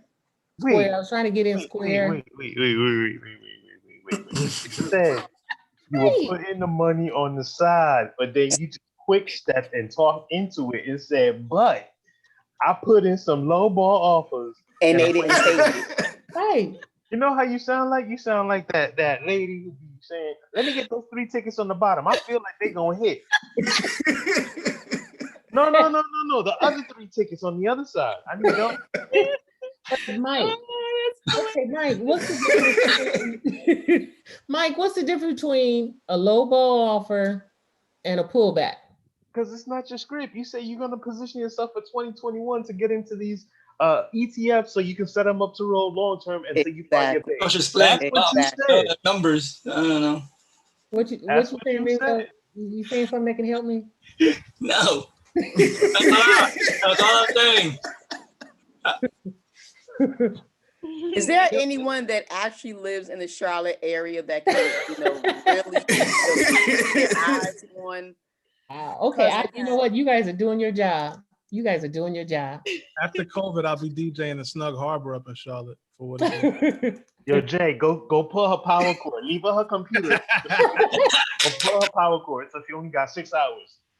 That's I funny. don't think there was anything wrong with that.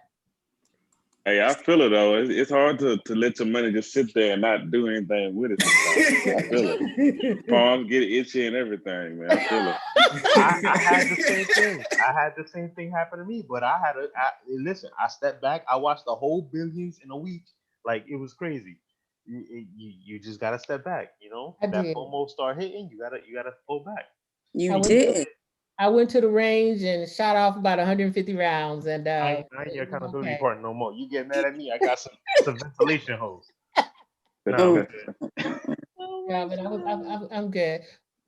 And I even came up with a plan. I'll only tell you part of it. Overtrading is not a strategy, y'all. FOMO is not a strategy. No. This right here had to do with, I thought I needed to put money in a Roth. So I needed to go get a job. So I applied for Amazon and they had no problem hiring me, okay? But then I said, no, I don't want to do that. And then it dawned on me, click, I could do a backdoor rollover into a Roth. And I said, oh, okay, cool. Because Fidelity, I don't know what's up with Fidelity. The application to do options with them is just more than what I want to be bothered with.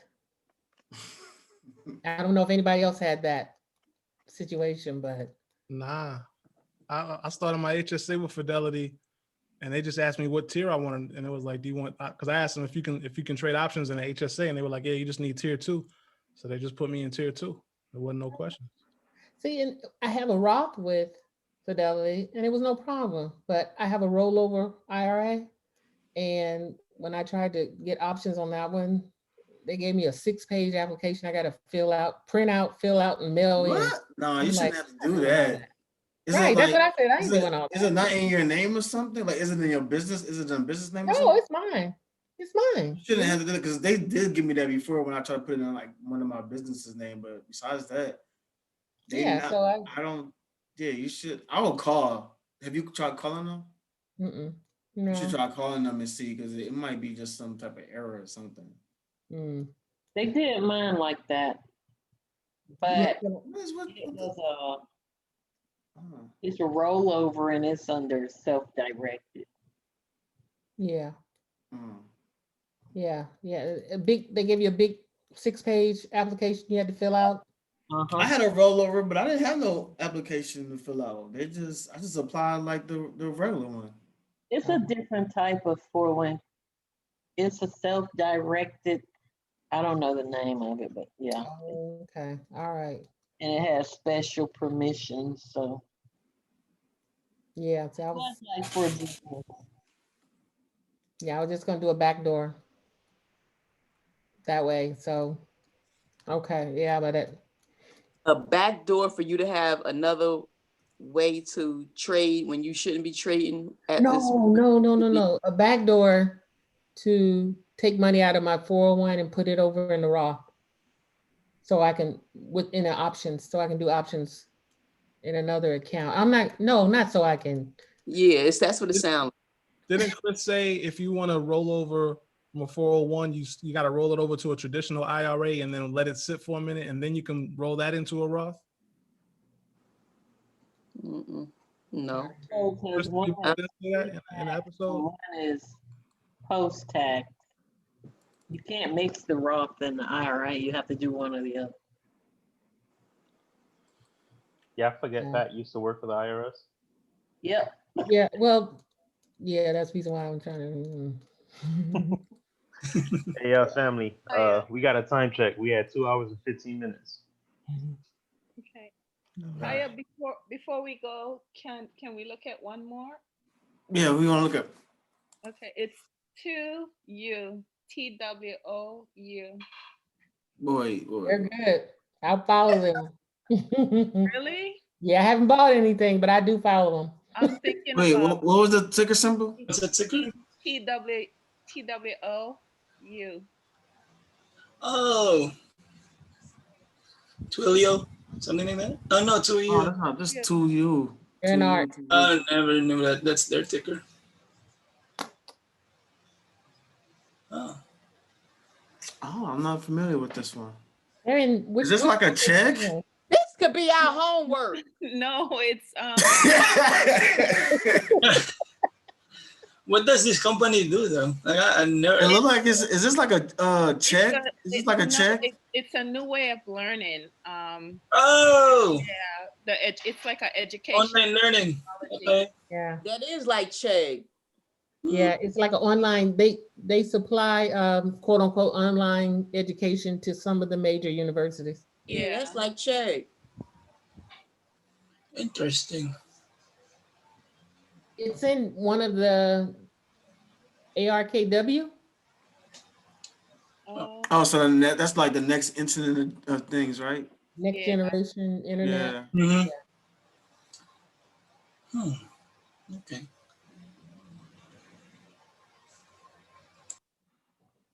It's been, the options on those are very low. I definitely, I'll probably get in that one. Just last month, I believe it went up.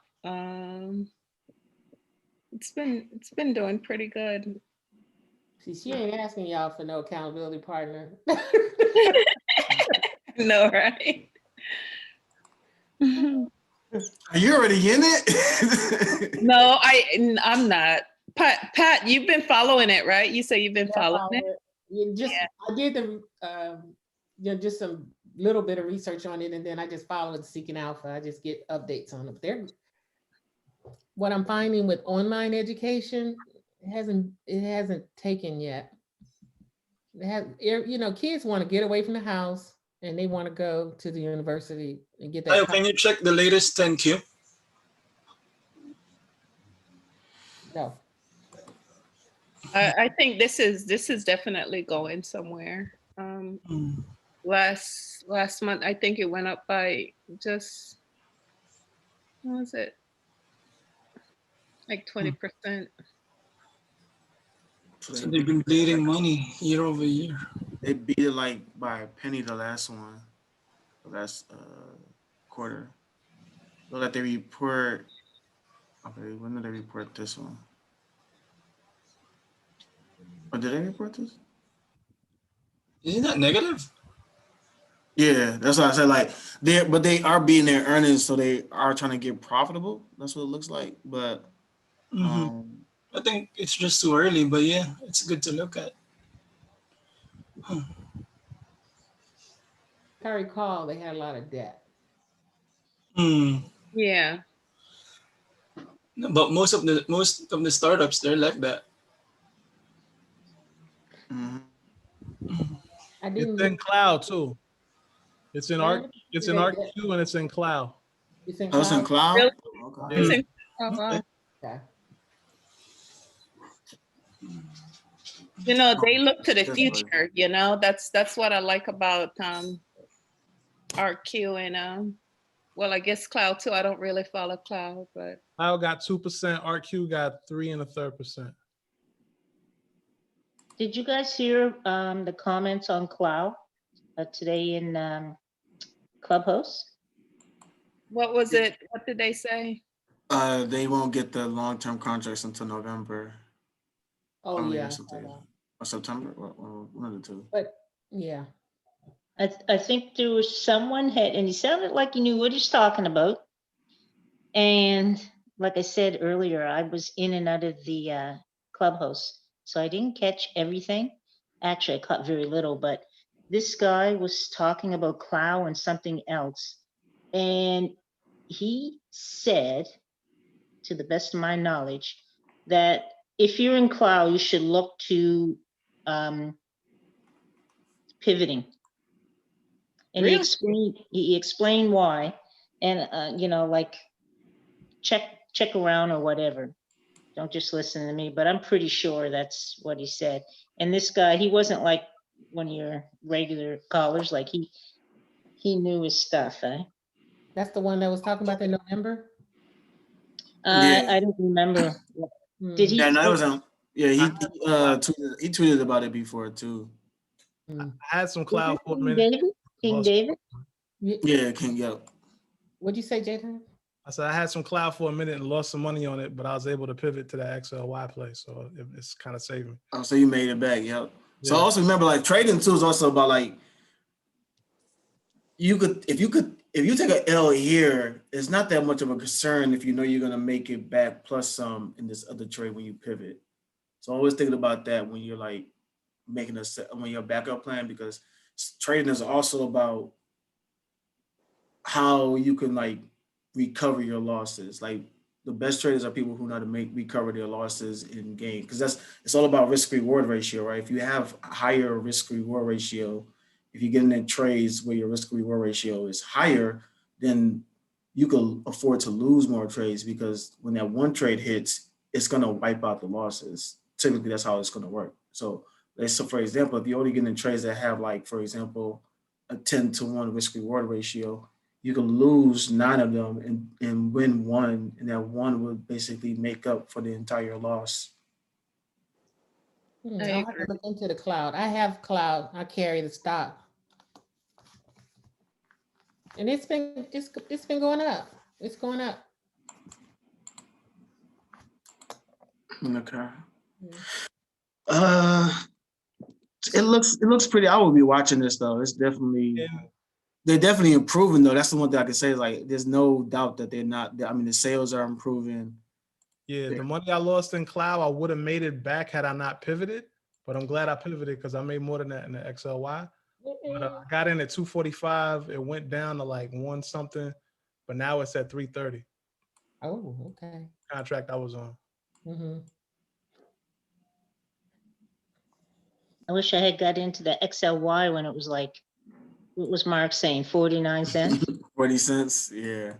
What? It was that low? Really? Got in at 65 cents, I think. Yeah. What?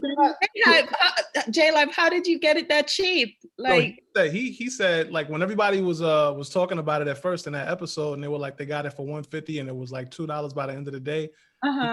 He was saying he got in like back in July at like 65 cents, if I'm not mistaken. wow. Well, did you see the person that said, was it the cookout? They got Apple at $2. They got in Apple at $2. Yeah. That must have been a day trade, no? It's at 11 now. The person was talking about, oh, I finally went over 100%. And he said, I got in it when it was $2. I'm like, wow. Oh my God. Apple's doing great right now. I know. You guys, how you get them so cheap? I don't know. I wasn't one of them. Cousins, I actually, before we go, I actually did have a question, please. This might sound like a really silly question, but I honestly don't know. Ask the question. What's up? Yeah, like I always want to know, how do you determine what should be like a leverage play as opposed to like a long-term hold?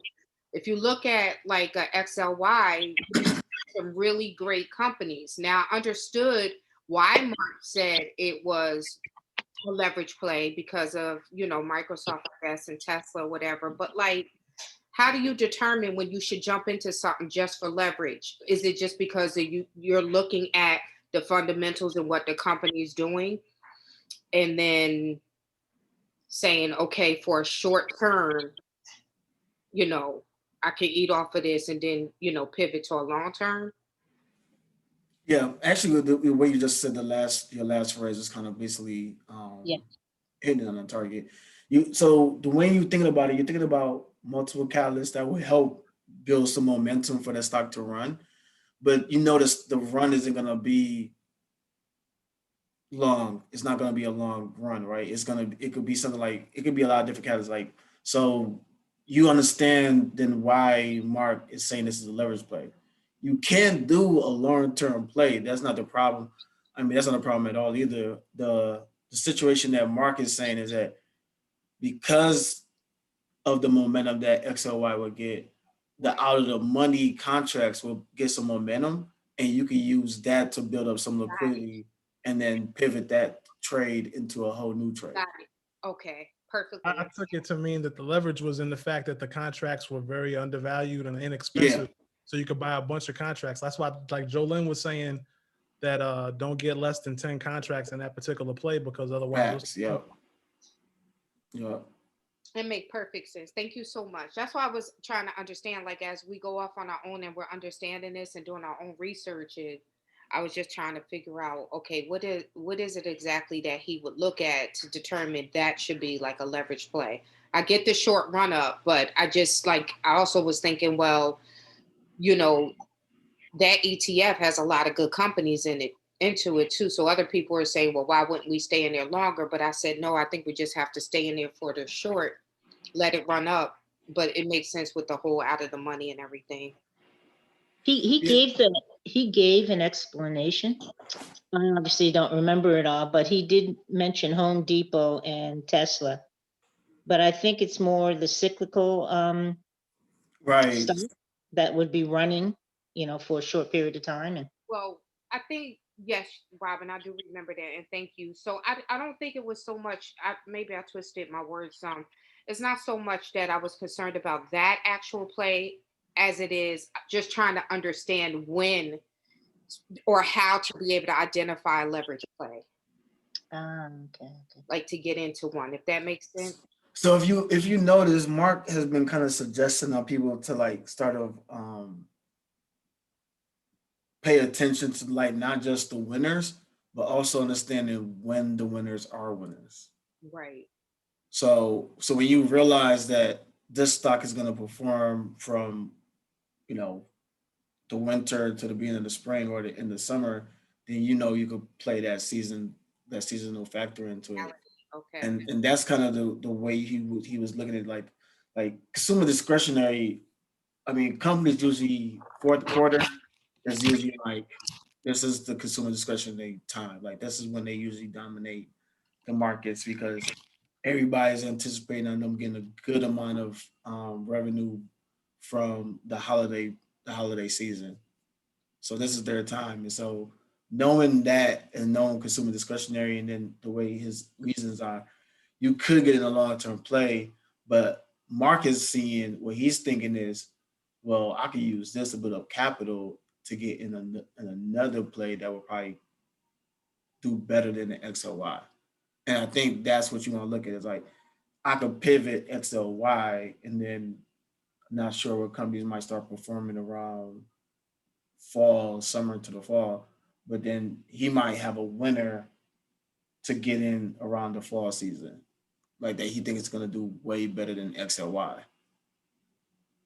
Okay. So that's how I'll look at it too. Like I would be wanting to go, I want to pivot into a trade that I know is gonna outperform XLY. So that's, but I'm using XLY to get into the trade in the first place. Got it. Okay, makes perfect sense. Thank you. Yep. So I see everybody's kind of dropping off. I think we're good to go. Yep. I'll leave y'all being, y'all just get to the researching. For my group, Saturday, I can't wait to hear the stocks that y'all have. All right, so. What did Danette to you? What? You can't use this. You can't use this. Yeah, to you Inc. Yeah. No group. That's funny. All right, will do. Yeah. All right. Okay. Let's have a good night. Cousins. Hi, Good night. Thank you all. Thank you, appreciate it. And Patricia too. Thank you so much. I ain't buying nothing. I Patricia. ain't buying nothing. Shut the system down.